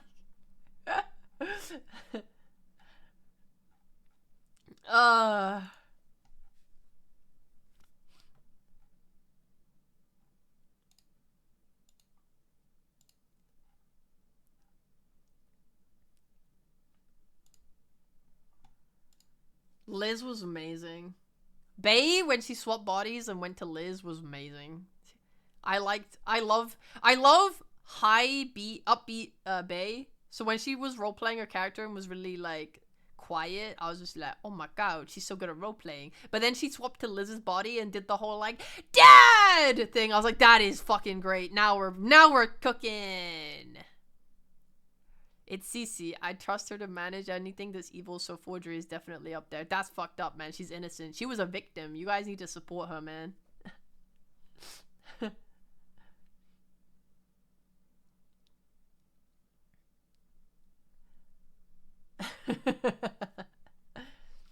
Oh, it was really good. I don't know. I'm just so happy with how it turned out. Do you guys have any questions on stuff? I kind of went over everything I wanted to talk about.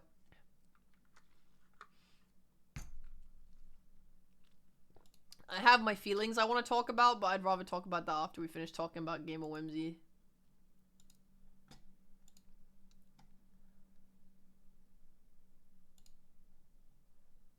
How about men in love, though? I mean, those men were in love. Dude, her bit with the, like, you go into the forest in League of Legends and there's a bear and a man. Who would you pick? The bear. Because what's better than a man? Two men in love, and I, the bear, would love you more. It's like, what are you talking about? It's so good. It's so good. Honestly, I'm so happy I got to work with Bibu earlier this year, because that turned me into a fan. And then after, you know, when you don't really notice someone because you don't, it's not like you don't care, because that sounds kind of like malicious, but it's more like they just don't really strike your radar because you have a limited amount of energy for things, right? And like working with Bibu pulled her onto my radar of things I care about. So I was then more aware of her in things in the future, and then that made me realize, wow, she's really fucking funny. And then we did this this show, and she was like by far just like the funniest fucking thing ever. And I'm just like, I have a really high level of appreciation for like Bibu as an entertainer. I think she's incredible. She was really good. So I'm really glad I got to like work with her and like get to understand her better as a person. Like as a creator, sorry. Not as a that was very parasocial. I didn't mean it like that. Yeah, Bibu was great. The thing that turned me into Bibu was her playthrough of the Space Marines 2. I wouldn't watch streams. That's too much for me. I don't have time for that shit. But but whenever they do stuff in like, you know, 3D lives or events or whatever, I tune into those. Our streamers parasocial. Help! Help! I'm parasocial a little bit, but like in my special way. My special way where I keep it really low-key so they don't know I'm being parasocial. Crappa.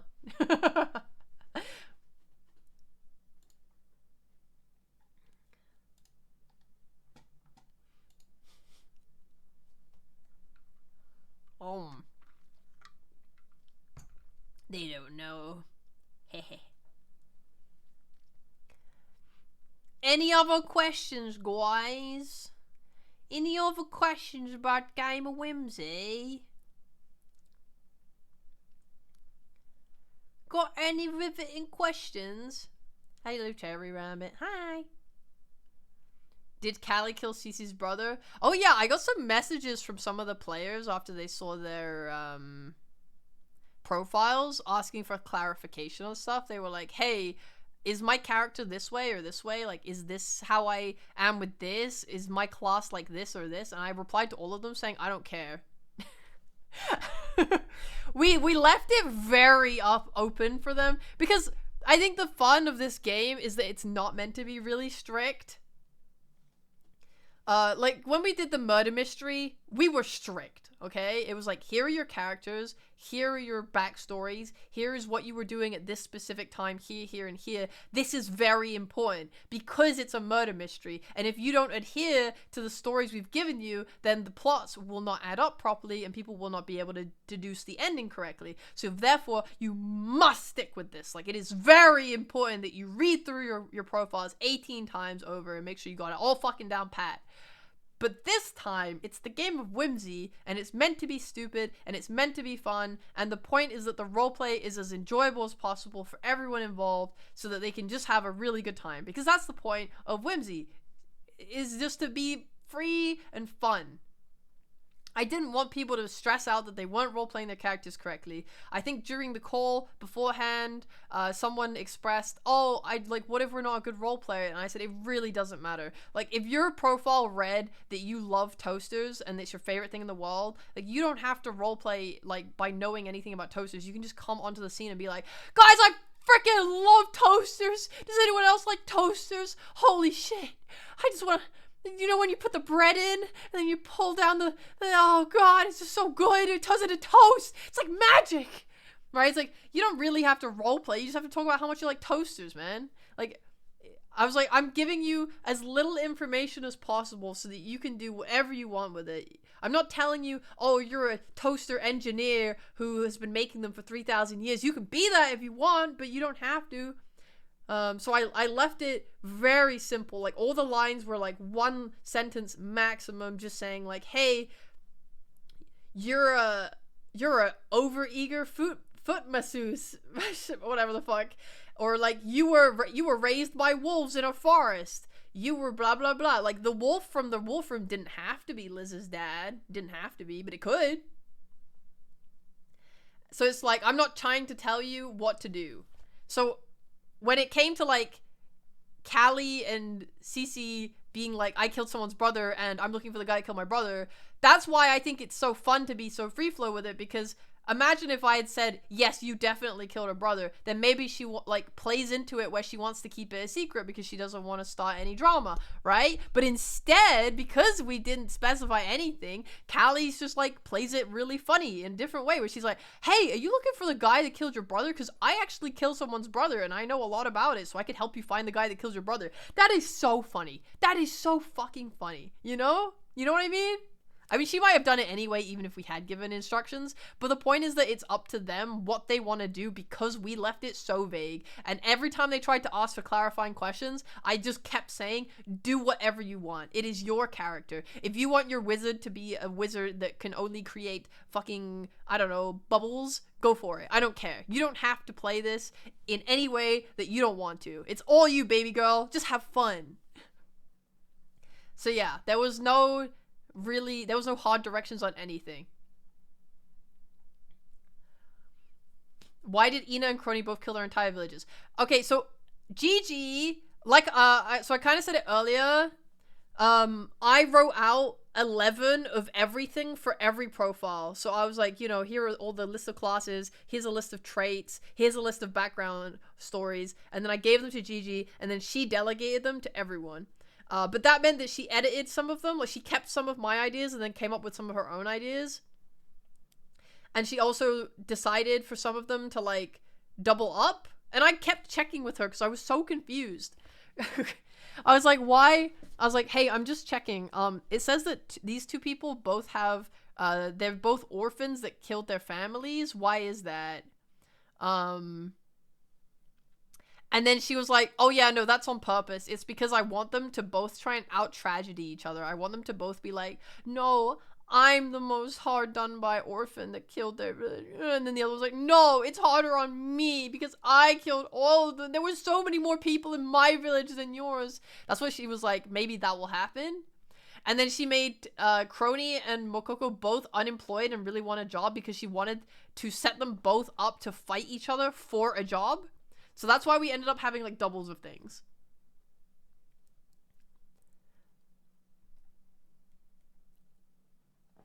I'm the orphanest orphan. Yeah, I think it was pretty funny. Was there any planning on pairing certain people together in the rooms? Kinda. Liam, thank you very much for 102 months. Meow. Meow. I will not lie. I made the path of violence with my favorite hollow mems. It was a self-indulgent thing I did.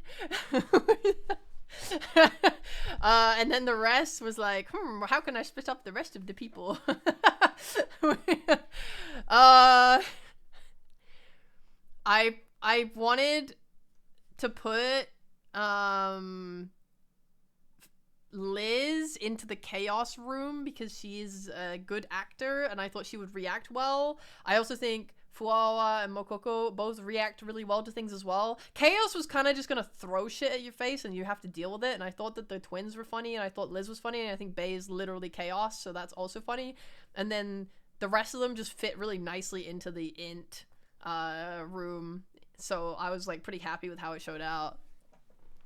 I think like I think everyone ended up kind of suiting the rooms pretty well. Other than Violence, which Violence was really good after Bibu were added. That was like that was fucking good. That was a happy surprise. Really elevated the performance of that room.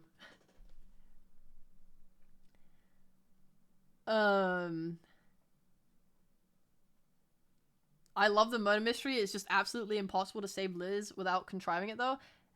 I think it was a little bit hard, but I don't think it was impossible. I just think they got lucky with how they solved it in the end. And I think that she could have lied her way out if that hadn't happened.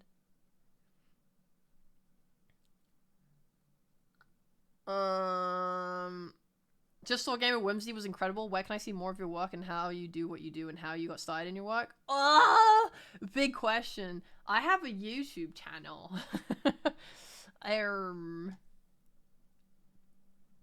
I have YouTube where I post all my behind the scenes videos, and I'm currently working on my behind the scenes video for this stream, which is gonna cover pretty much everything I talked about in this stream, probably.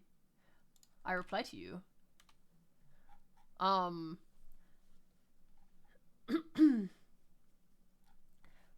Yeah. My YouTube covers all of my Hololive projects that I've done. And then I also have a backlog right now of videos of like events that I made from my own stream, which I need to stop posting soon, starting with my debut. And then how I got started in my work is not, I don't think that's findable anywhere, but like the TLDR of this was just that I used to do face cam streaming stuff, and then I was like, VTubing looks really fun. I like characters. Characters are cool. I want to make a character, and I want to make fun, entertaining stories with them. So then I got into VTubing, and then I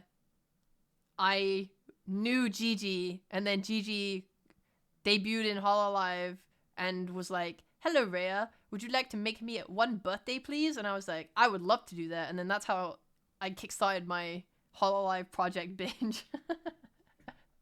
Now that's the TLDR of everything. I just like, I'm a very creative person in general. Like I can make stuff, but I also can come up with ideas for stuff. So it's like a 2-in-1 package. So people like working with me.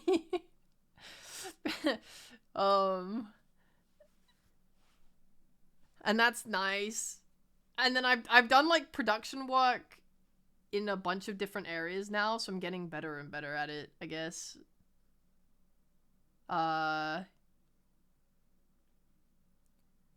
I don't know. It just kept spiraling. People just kept wanting me. I'm like, oh god, please leave me alone. I need to work on my own projects. No, stop. No, Gigi, please, no. No, I don't know. I'm very lucky and privileged to be in the position I'm in. Very, very, very lucky. Very, very, very, very lucky. Very, very, very lucky.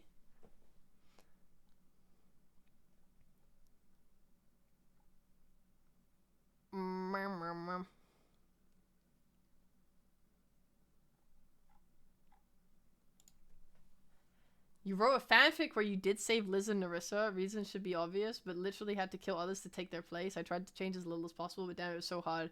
You had to mill fauna instead of crony. You have to kill fauna instead of crony, but that was contrasting. I see. I see. Well, it should have worked out. I think, like, the only thing is that if you don't show the receipt at the end, then Liz can live easily. Very easily. I don't think you have to kill fauna. Fauna, I don't know what the fuck crack Fauna smoked to, like, come up with Liz being evil, but it was insane. That shouldn't have happened. She got so lucky, man.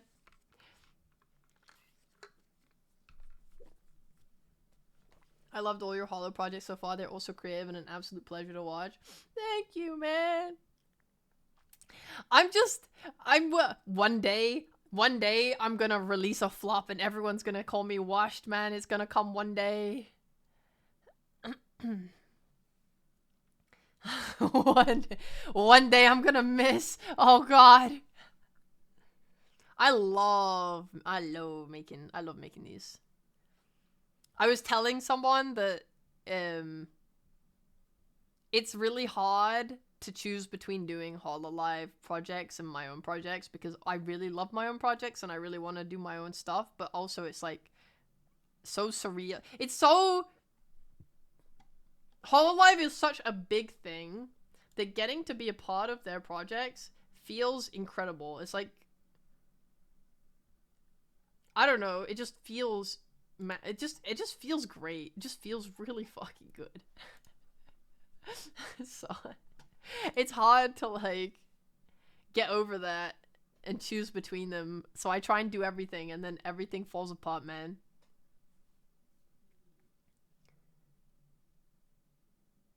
You had to show the receipt. It was Gigi's merch. No, there's... Wait, isn't... No, it's... Oh, wait. Yeah, you're right. We did have to show the merch. But in a fanfiction, you wouldn't have to.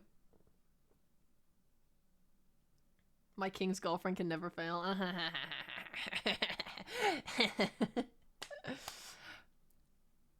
I always love working with Hololive because the like Hololive only hires the best of the best of the best of the best. You know? So you're working with people who are the best of the best of the best of the best. And then on top of that, I get a budget. I get a budget. Yes! A budget I can't afford for my own projects is very fun. Very fun. I get to go to the artist and I say, make me this thing, and you can't say no, you have to do it. Here's the budget. And they're like, okay. I'm like, yes! More! More!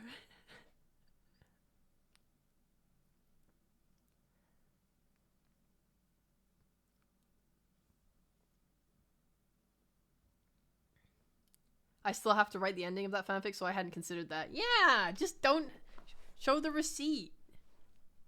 You don't have to kill Fauna. Just point her to someone else. We had so many red herrings set up. Like, you could have them hunt down, like, they could think it's Ina, you know, because Ina had been in the house. Bae is probably a pretty weak one, but you could go for Bae. Cece the jealous lover, you could go for her.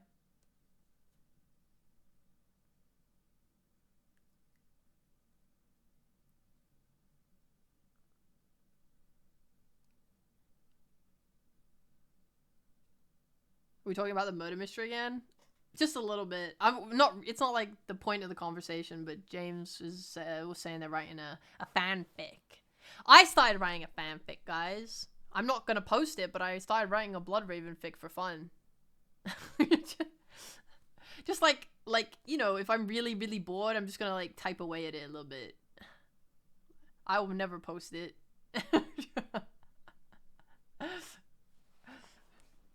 Just for fun. I can't remember if I tweeted at you or I said it to you off, Kai, but anything with your name on it is a seal of quality. You can never do something bad.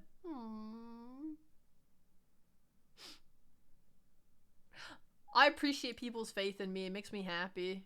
I think now that I think after the Game of Whimsy, knowing how I didn't do anything insane for the Game of Whimsy, but people loved it and said it was like a massive success to them. Therefore, I feel a lot more confident now about anything I make, because I think that's like the lowest quality thing I could make, you know? Like, it's literally just a verbal RP show, but it still went over so well. I'm like, okay. I say lowest quality, not as in it's bad, just as in it's not technically impressive the way that Bibu's was. Narissa's had like a lot of technical stuff in it as well, right? Blah, blah, blah, blah, blah. And then Gigi's Murder Mystery was like an extremely complicated plot with a lot of writing. This was, ignoring the coughing baby show, this was the simplest and easiest thing I've worked on. It just took me quite a while to do it because there was a lot of repetitive buttons and stuff that I had to make, but it was technically the easiest thing I made. And if this went over well, I don't think I'll ever make anything that is lower than the quality of this, unless it's a literal shitpost show like Coughing Baby. And so thus, I now feel very confident. I now feel very good. Yep.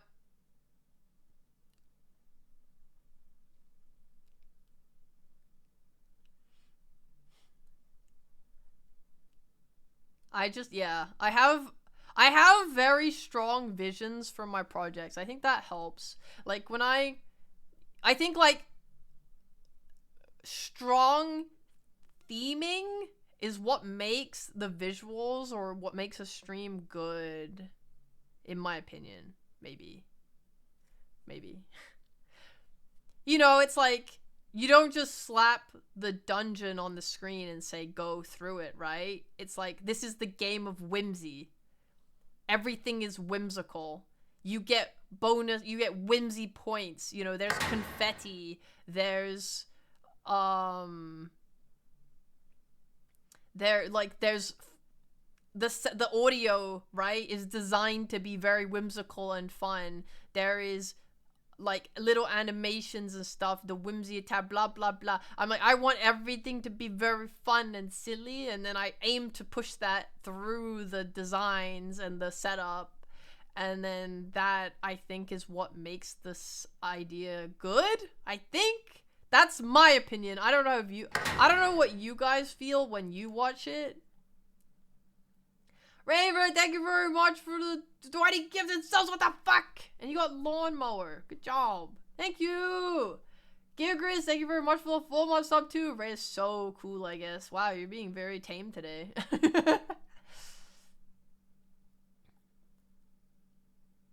James, no, you didn't miss it yet. Don't worry. I haven't been able to work on that yet because of all of these other stuff I've been on. Cosmic, I've been wanting to do something similar to what you do with storytelling and such. Not sure how to start. You're my new inspiration. Thank you for talking about your experience. Aww! How do you want to do the storytelling? Or, like, what do you want to do it for? I could maybe help you there.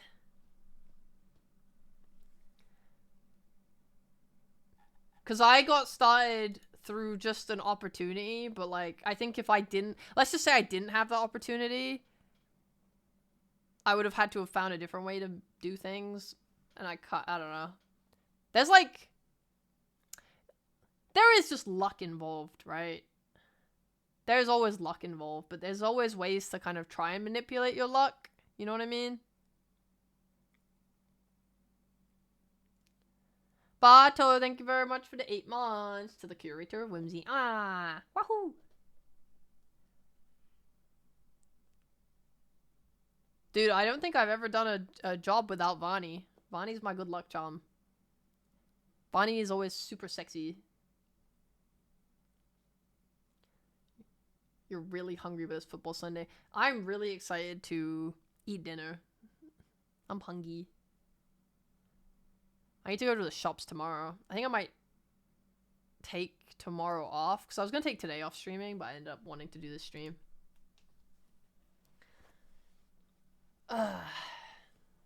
Sorry, Liam. Elbozo.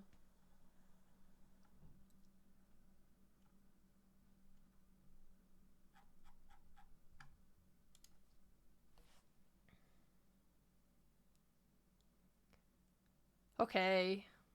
I'm gonna talk about my emotions now, unless anyone has any more questions. Do you guys have any questions? Do you have any questions for the Game of Whimsy? Any final questions? Ugh.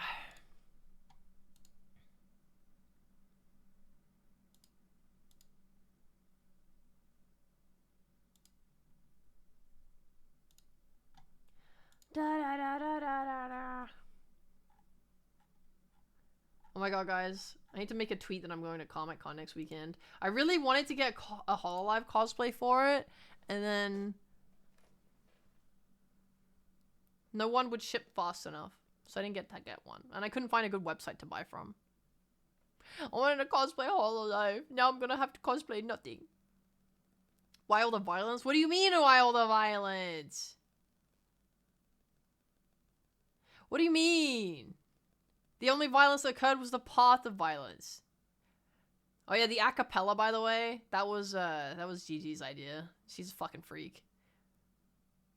I don't want to like tell you everything that's in the behind the scenes, but there was like, I gave her some design ideas for the boss, and then she decided on the one that happened, but then she then also decided she wanted it to be defeated by acapella, and it was the fucking worst thing I've ever listened to in my life. In the Discord, one of the people messaged saying, "Are we really doing this for 4 minutes?" And then Gigi just replied, "Yes." It was insane.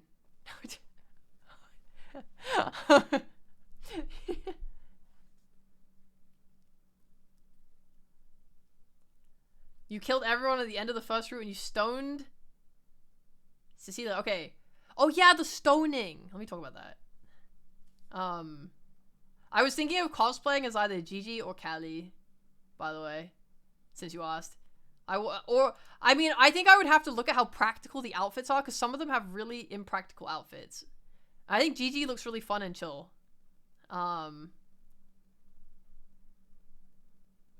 Yeah. I just need to go find a crony cosplayer now. I don't know, after last night. I just wish she didn't have those fucking air ventilators on her head, man. She's so sexy, though. Fuck. Damn. Game of Whimsy crony. Oh my god. Made me pregnant. Okay. The stoning was way more violent than what it ended up being. So, originally, I didn't do anything crazy for the animation. I literally made it so that the stone just hit her and then, or hits whoever gets chosen and then falls. And that is really violent. Yo, Asby, thanks for the raid, gamer.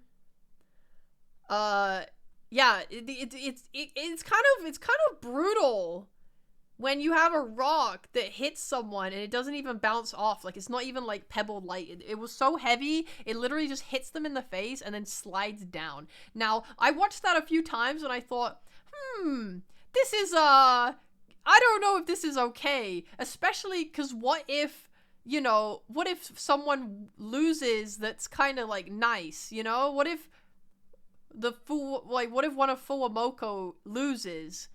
And then everyone has to just brutally throw rocks that hit them and just that's really fucked up. I was like, I don't think I can let this go through like this. I think I need to actually make it more PG.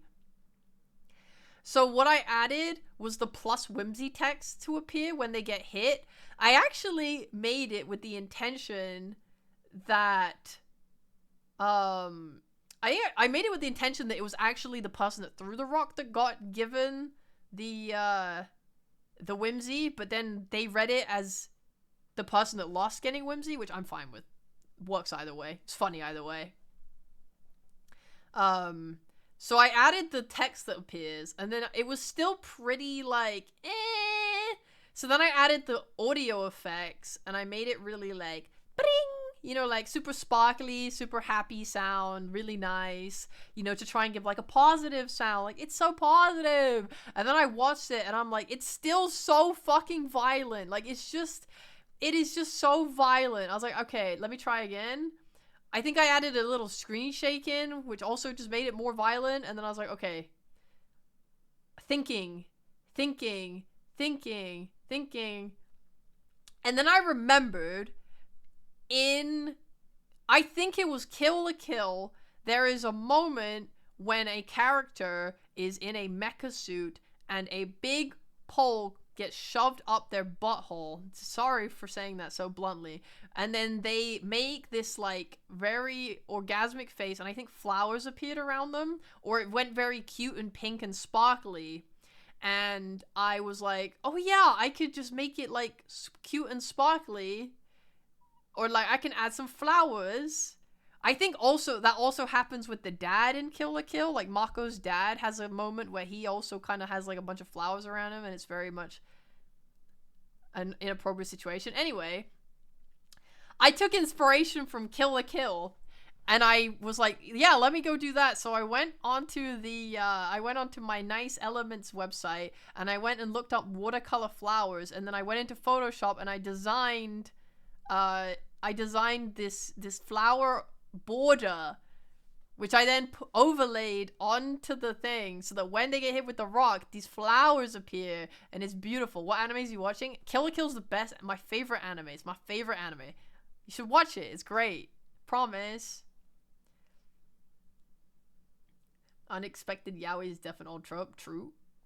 So yeah, I figured at the end it was no longer extremely brutally uncomfortable to watch. The flowers, I think, made it very nice. I think the flowers fixed it. The plus whimsy and the flowers made it PG. I think the funniest person that threw their rock was Raura. When she was just like, oh, I'm gonna throw it. I'm gonna throw it. I'm gonna throw it. I'm gonna throw it. Ha! Loser! And then throws a rock. I was like, what the hell? It's so fucking funny. Was Biu always intended to be a bear? I mean, we added her 3 days before Yedam, and so yes. At that point, she was intended to be a bear, because there was nothing else I could, like, I didn't want to give her a full body design because we didn't have enough time. I was like, what can I make that's really easy and simple? I was like, I can make a mascot. I was like, well, let me look at, I love Chikawa. Let's make Bibu a Chikawa. And then everyone called her a Labubu, and I was like, I did consider when I was drawing it, I considered making her a Labubu. So I gave her the head hole, because I kind of wanted to do that anyway, and then that made her more Labubu-like, but I didn't give her the Labubu mouth. A Labibu. So she had Chikawa's body, Labubu's kind of face thing, but she was her own thing still, you know? It was cute. Bear, Labibu. Let it be known though, guys, she was based on Chikawa, not Labubu. Not a Labubu. But yeah, because we had so little time, there was no way for me to, like, we couldn't give her a human form at that point. It's not happening.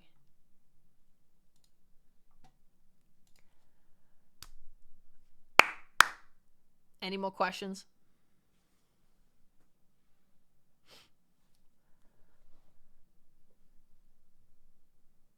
Oh, I want to show you guys. Do I still have it, actually? Let me check. Do I still have the bear with the trumpet?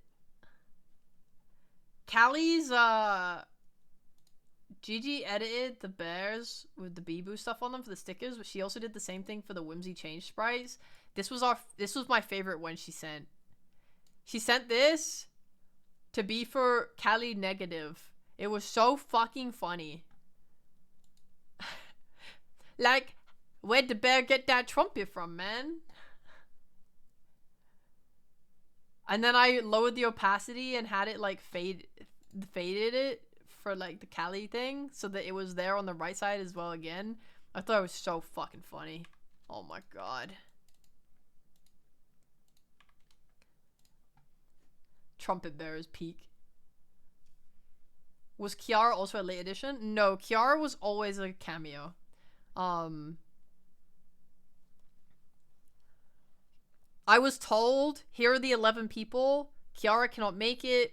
She will be a cameo. I then decided what her cameo was. I sent her a message saying, hello, here's your cameo. If you have any objections, let me know. Otherwise, I need these voice lines from you. She submitted her voice lines, and then I, just put her in. I was like, you're a chicken. You're gonna kill everyone. Start attacking. Kick. That was good. Like, Phoenix fire! How are you so awesome? Next question. Wait, that wasn't live? Kiara was not live. How did you decide to look for the members? I had absolutely no input whatsoever on the Fuji designs. We, other than, I wrote out the profile bits. Oh my god, I'm losing my voice. I wrote out the profile bits, and then Gigi, completed the profiles. Like, she made Shiori a fisherman, for example. I don't think I included fisherman in my list of classes, so that was added by Gigi. And then we gave that to the Fuji artist, and then the Fuji artist decided how they drew everyone. So, for example, the design for Shiori is obviously based on a fisherman, which was her class. Meanwhile, Cecilia was based on her occupation, which was a used carriage MLM salesman. Even though she's a barbarian, she didn't look like a barbarian. She looked like a used carriage MLM salesman. So the Fuji artists basically just took the profiles, decided on their favorite, most inspiring idea from it, and then drew them. And it was really good. I had like no real input. I never gave feedback on it. I never asked for anything specific. I just let the Fuji artists cook, and they cooked. Leia is an insanely cool artist. Big fan. Yeah, Shiori with her fucking fish. That was really funny.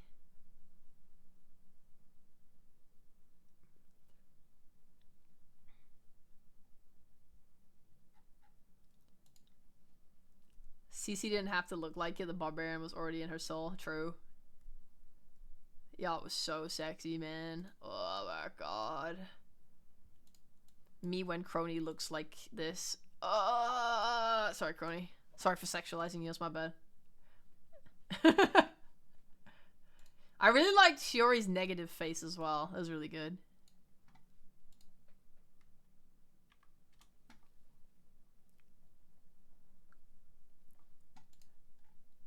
I don't remember if Shiori acted on her penalty, did she? Or no, on her germaphobe stuff. Did she? I don't remember. You have a type? I have many types, but that is one of them for sure. That is one of the types of all time that I have as a type. Oh, she did mention wiping down? Yeah. Yeah. Okay.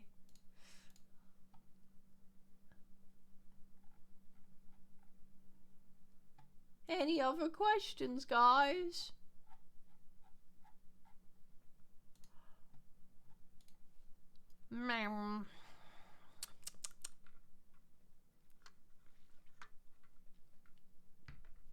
I need to do a collage of all of my HoloLive sonas that I've had the talent draw for me. What did I eat today? I had 2 bricks of Weetabix. That's it. I literally got out of bed, ate Weetabix, and then turned my stream on. Apparently you have feelings? Yeah.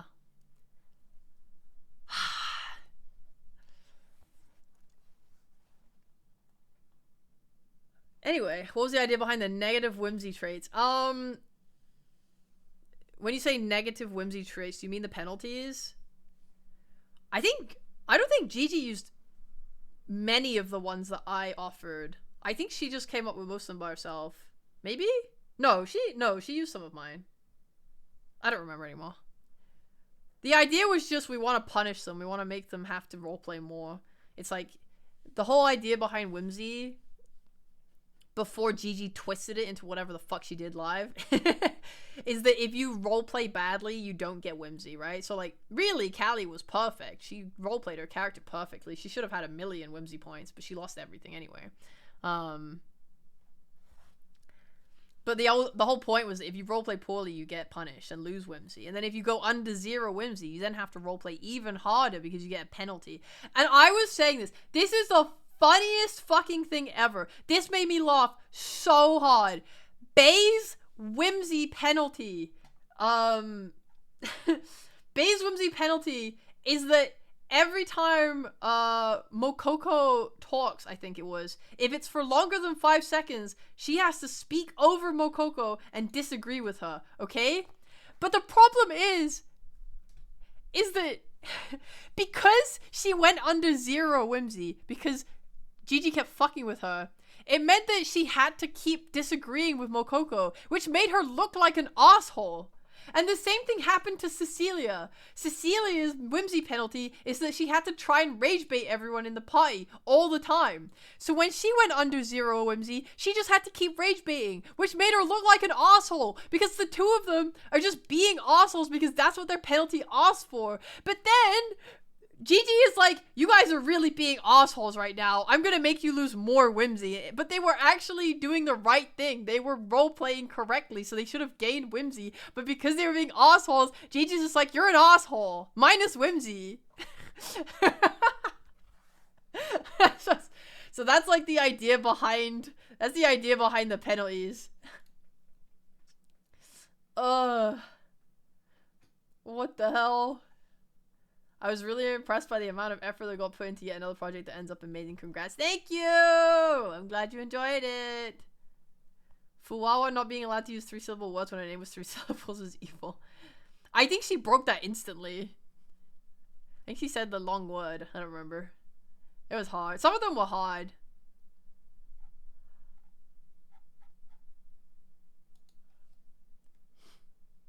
There was a lot of rage baiters. I realized that. There was like 2 people that had rage baiting as a Whimsy penalty, and then Shiori's was the world's first professional Giving Callie a rage Whimsy baiter. penalty that included being forced to play League was guaranteed to ensure she would get negative Whimsy. Gigi giving -8k to Ceci instead was the only surprising thing.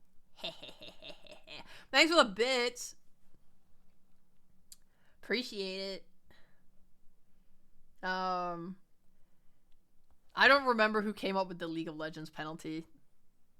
I honestly don't remember who came up with it anymore. I can't remember if it was me or her. It just was gonna be funny.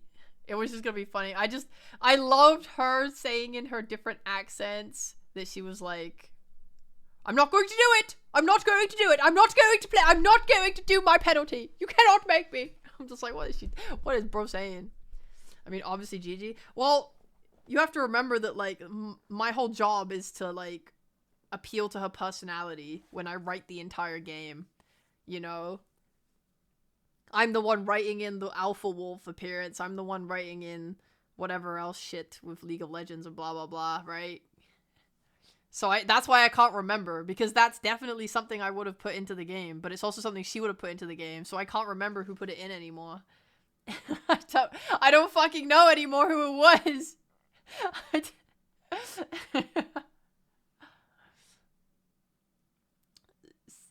Cece literally earlier today to Bay said, let's watch Star Wars together, but I only tell you wrong facts to rage bait people. That is so funny. She's so funny. I really like Cecilia. I really like her. She's also someone who recently I really got into liking way more.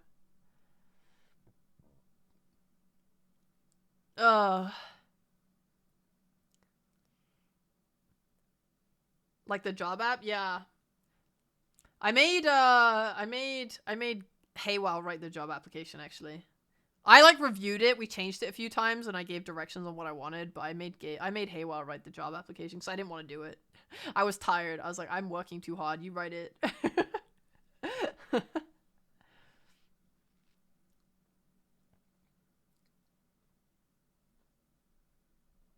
Cece will always be the tallest lightning rod for her antics. True.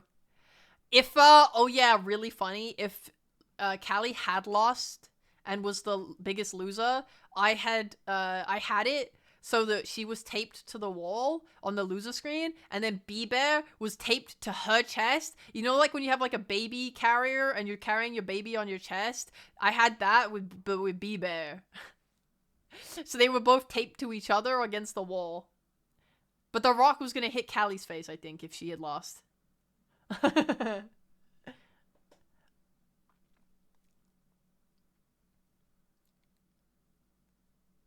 That would have been funny. I was hoping she would lose for that, but she couldn't lose for that because then we probably knew she wasn't gonna lose because of her penalty. You know, because you don't like. I think at the end of the day, we put in the stuff with Callie in League of Legends because you want her to have an emotional reaction to it, and it's funny, and she did, and it was funny. But you don't actually want to like. You respect that she doesn't want to play League of Legends, right? Then they won. Yeah, I'm surprised they won. I really thought Mokoko was going to win. I thought Raora might win, because every time Raora was like, can I have some points? And then Gigi would be like, yes, Raora, you can have some points. Here you go. And then just kept giving her points. B-Bear was a stroke of genius. Thank you. It really was just the evil, intimidating bear.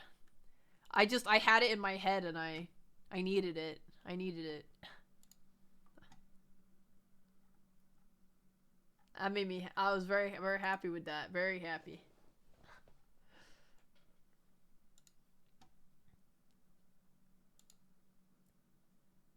Yeah, Gigi was so different. She's like, oh, Mokoko, you're amazing singing, really good performance, so good. Crony's like, that's embarrassing.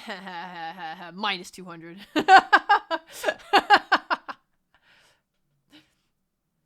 If Callie lost, B-Bear should have been the Rock thrown at her. That would have been pretty fucking funny. That would have been pretty fucking funny, yeah. If I was trying not to overwork myself, but if I was gonna overwork myself, I probably would have done custom throws for everyone for that at the end. But I thought, is it worth it? No, not for my mental health. Not for my mental health.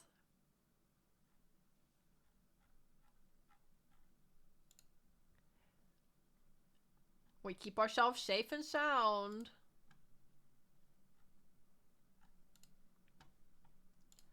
Yeah, the long laugh. I knew it was coming at some point. They held the laugh longer than I thought they would. The bit wouldn't be funny if Callie actually played League. True. You know what pisses me off? Fucking Callie gives Gigi a voucher. Let's play Dota 2. I'll play Dota 2 with you. She still hasn't cashed it in. I'm literally waiting for it. I'm literally standing man emojiing here, waiting for that. I'm so excited for it. It happened so many months ago. Where is it? Where is my Gigi Callie Dota 2 collab? It's all I want. Oh. Oi. Were you asked to join? I don't think I need to ask to join. I think I'll be asked to join. Who wouldn't invite me to join that? It was made for me. They need a coach, you're right. Why haven't they done it yet? What is she waiting for, man? It would be so funny if Callie played Dota 2 before League with Gigi. I definitely think that will happen. Why is wood an emoji? This feels like Tidpy did this. Added by Key. Key?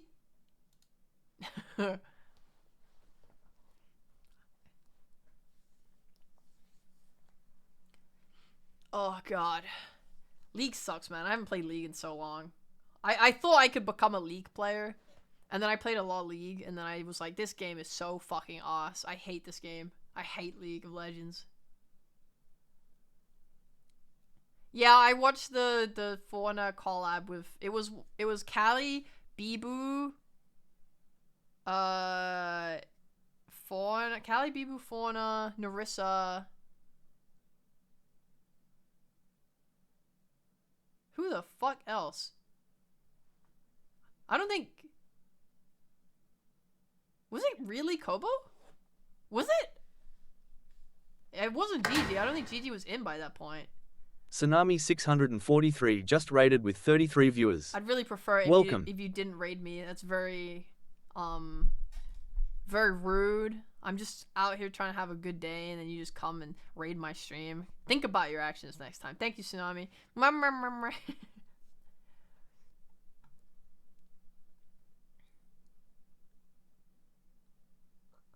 Okay, okay. Yeah, yeah, yeah. Oh, I hope you had a good one. It was dad and son duo lane. I just remember Callie playing Abaddon and walking under the tower and then dying. That's all I remember. I'm Googling it. I watched Kobo play Dota 2 like solo on a stream once, and then she was playing Puck mid, and she ate like all of her tangos like at the same time, and then I was just like, oh.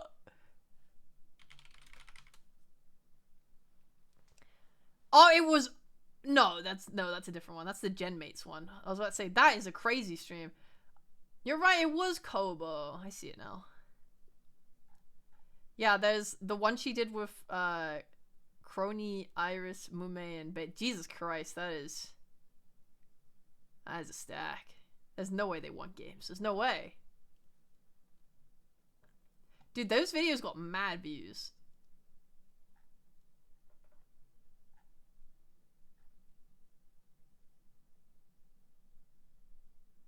They got mad views, yo.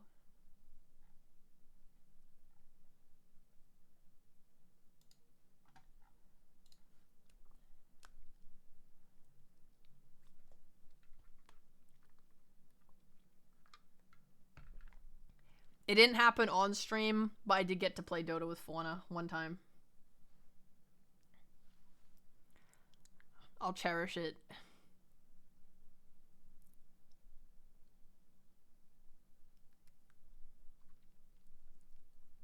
It was beautiful. We lost. Did she play Death Prophet? I don't remember. No, I don't think so.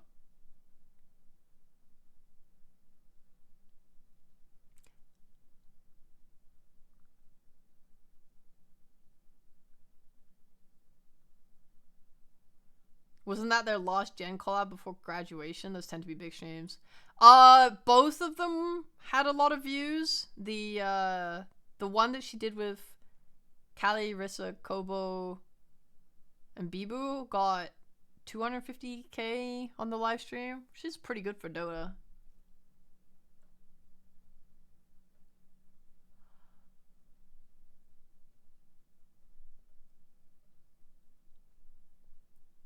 That collab was done before the grab was announced. Ashe, ashe.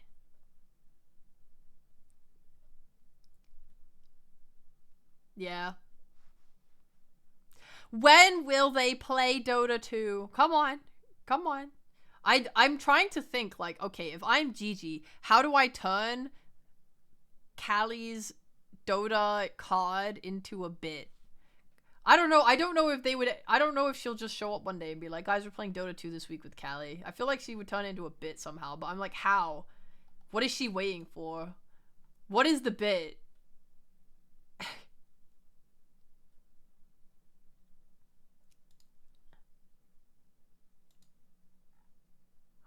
Thinking emoji. Alright. I'm doing another call for questions. Does anyone have more questions about the Game of Whimsy? Wait, I want to show you guys my favorite... Wait, where the fuck is it? Oh my god, I lost it. No! No! No! Found it! Yay! Yay! I want to show you guys my favorite items. Where'd it go? Look at this. Itchy gloves. So here's the best one. No, actually no. Here's the itchy gloves. Let's see. Are you mad that I didn't correctly bug test if the employment application had too many words? I already knew about that. So I don't care. Like when I made it, I knew that the longer it went, the smaller it would get. And I was like, that's pretty funny. So I'm not gonna change it.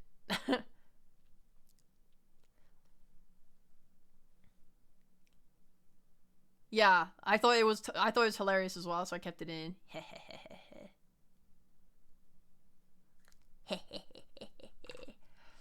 Here's the itchy gloves. Guys, look at this. Scientists perfected these gloves over centuries. By combining 17 materials that rub together in a specific frequency, they were able to emulate jazz music and attract swarms of bees. Do you guys get my reference? You like it? Do you like my reference, guys? You like my reference, guys? You like my reference? You like my reference? Guys, you like my reference? You like my reference? You like jazz? You like jazz? Are you able to tell us what Crony actually typed? Yes. I can. Because I checked my streamer bot history actions to copy and paste what she wrote. She said, I would love you even if you were a tapeworm.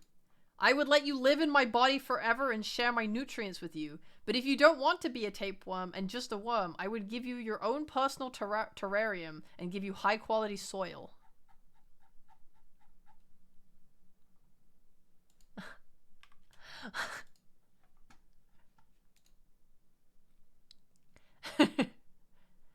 Yeah, I went over to all the roll stuff earlier. Very romantic. Yeah, here's my other favorite item box.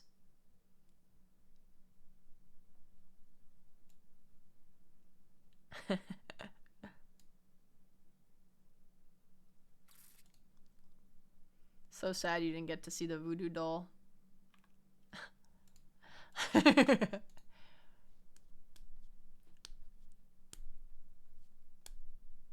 You did miss that. I was really hoping that that would come up, man. Are you as much into improv as Gigi is? Would you say it makes streams easier or harder? Harder for sure. Easier in some ways, harder in other ways. Yeah, if Cece had got that voodoo doll, holy shit, man, it was fucking over.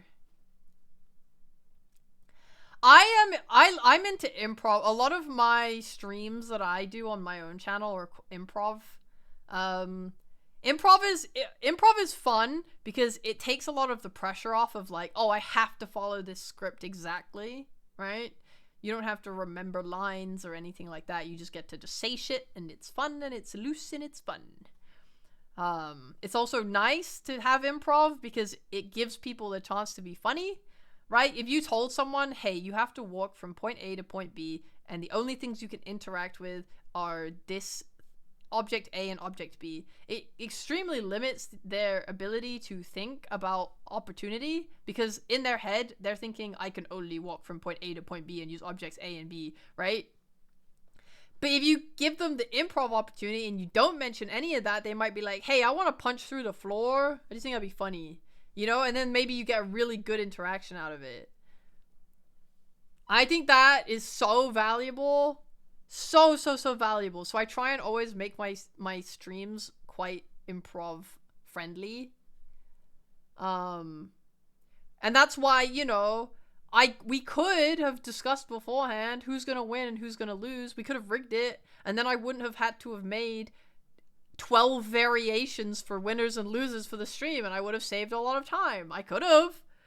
But I like the fact that if Gigi wants, if Bae says something really funny, then Gigi can give her 1,000,000 points at the end and make her the winner, and I'm just ready for that because I let that be an option. So I think improv is a beautiful thing. Beautiful thing. But it also makes things harder because it means you have to prepare all those things and take all that much more time.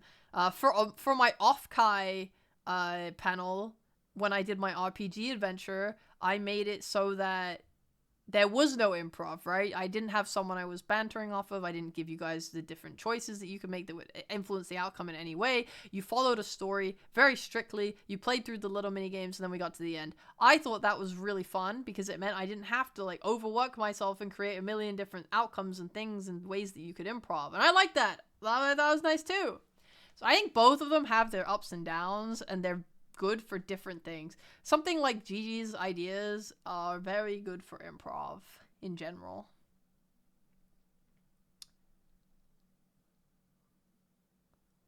Hello, 40.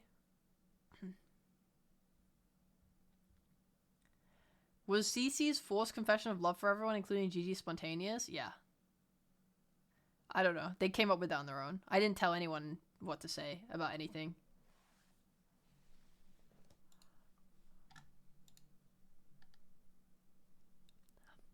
The pickup lines were also complete improv. I was like stressing sometimes because we had a schedule and I was like looking at the schedule the whole time and I'm just like, she's over the schedule. She should have changed scenes by now. Why are we spending 10 years on pickup lines? Why aren't we why aren't we moving on? We have stuff to do. It's pretty funny. This has been truly terrible jazz, by the way, I just want to say. I've been listening to this entire time and thinking, wow, this jazz sucks. 60s martini lounge music. Alright, bet. Crony was really good pickup. Yeah. I would kill you, lost. Oh my god, it's so romantic. I'm glad Cece got punished for her bribery.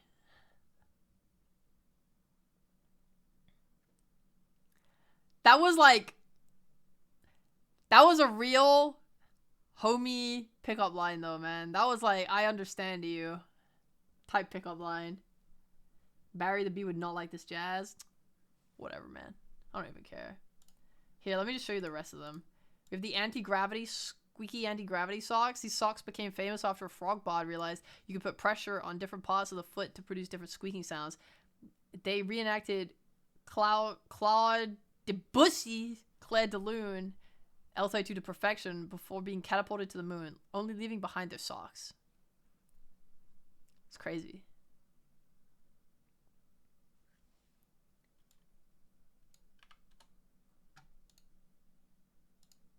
It's crazy. The cursed pipe. A pipe said to have been owned by a... This is the weakest item box. Butcher the poor man's name. Whatever. Debussy. This was the worst item because I started writing it and it was a Kung Fu Panda reference and then I decided to not commit to the Kung Fu Panda reference and then it just became weird. A pipe said to have been owned by a legendary turtle warrior. They were tragically hit by a car while smoking this pipe. The pipe rolled 15 miles into the sea and hasn't been seen since. Until now. Yeah, this used to say a lot more about like a panda child being adopted by the tortoise, whatever, who then died and left everything behind to the panda warrior. And then I was like, bro, I can't write this anymore, so I deleted it. Here's the swordfish. Which is just the first paragraph of the Wikipedia page. Of a swordfish. Yep.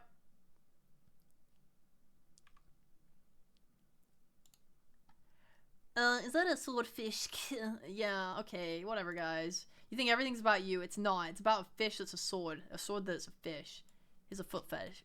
Here's a foot lettuce. I said foot fetish. Sorry, that's Raura. Foot lettuce. The last thing you want in your foot fungus is a lettuce, but you really put your foot in it now. Ha. Ha.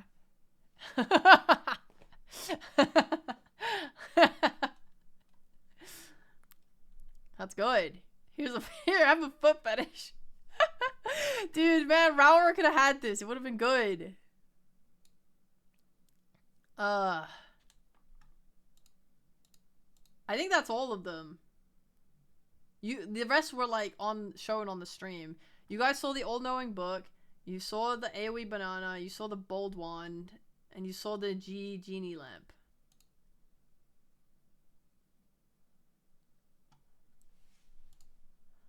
Huh. All right, guys. Any more questions? Any more questions?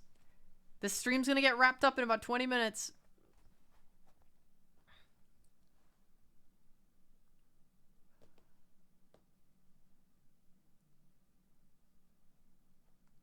We got limited time.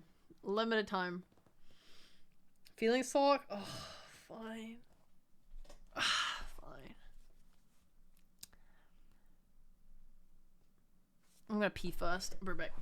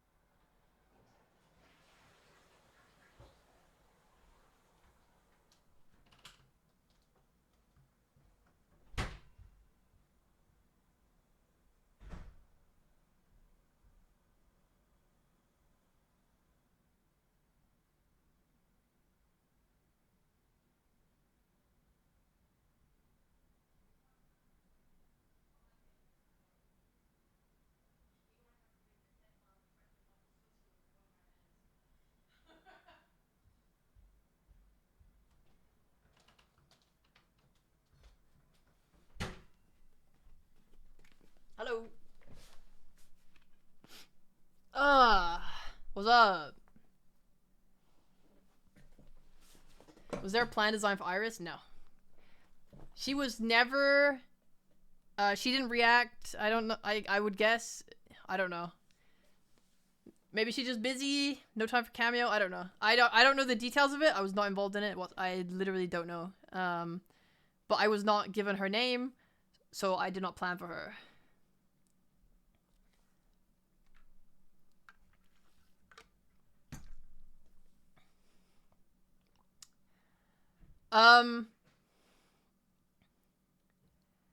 Yeah, I've been miserably depressed for the last month. So, I think it's been bleeding into my streams a bit, and it's been building, and it's getting kind of worse lately. So I was like, I should probably talk about it.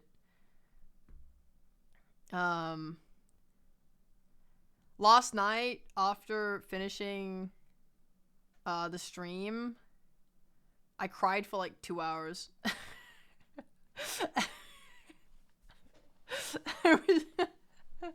Everyone was like, Ray, you're so good. Like, this was so amazing. You're so talented. I was just crying. Not out of joy. I was just crying. I was just crying because I was sad. And I'm like replying to people like, oh my god, thanks guys, I really appreciate it. Oh my god, it was such an honor to what, you know, I'm so happy. I'm like crying in real life.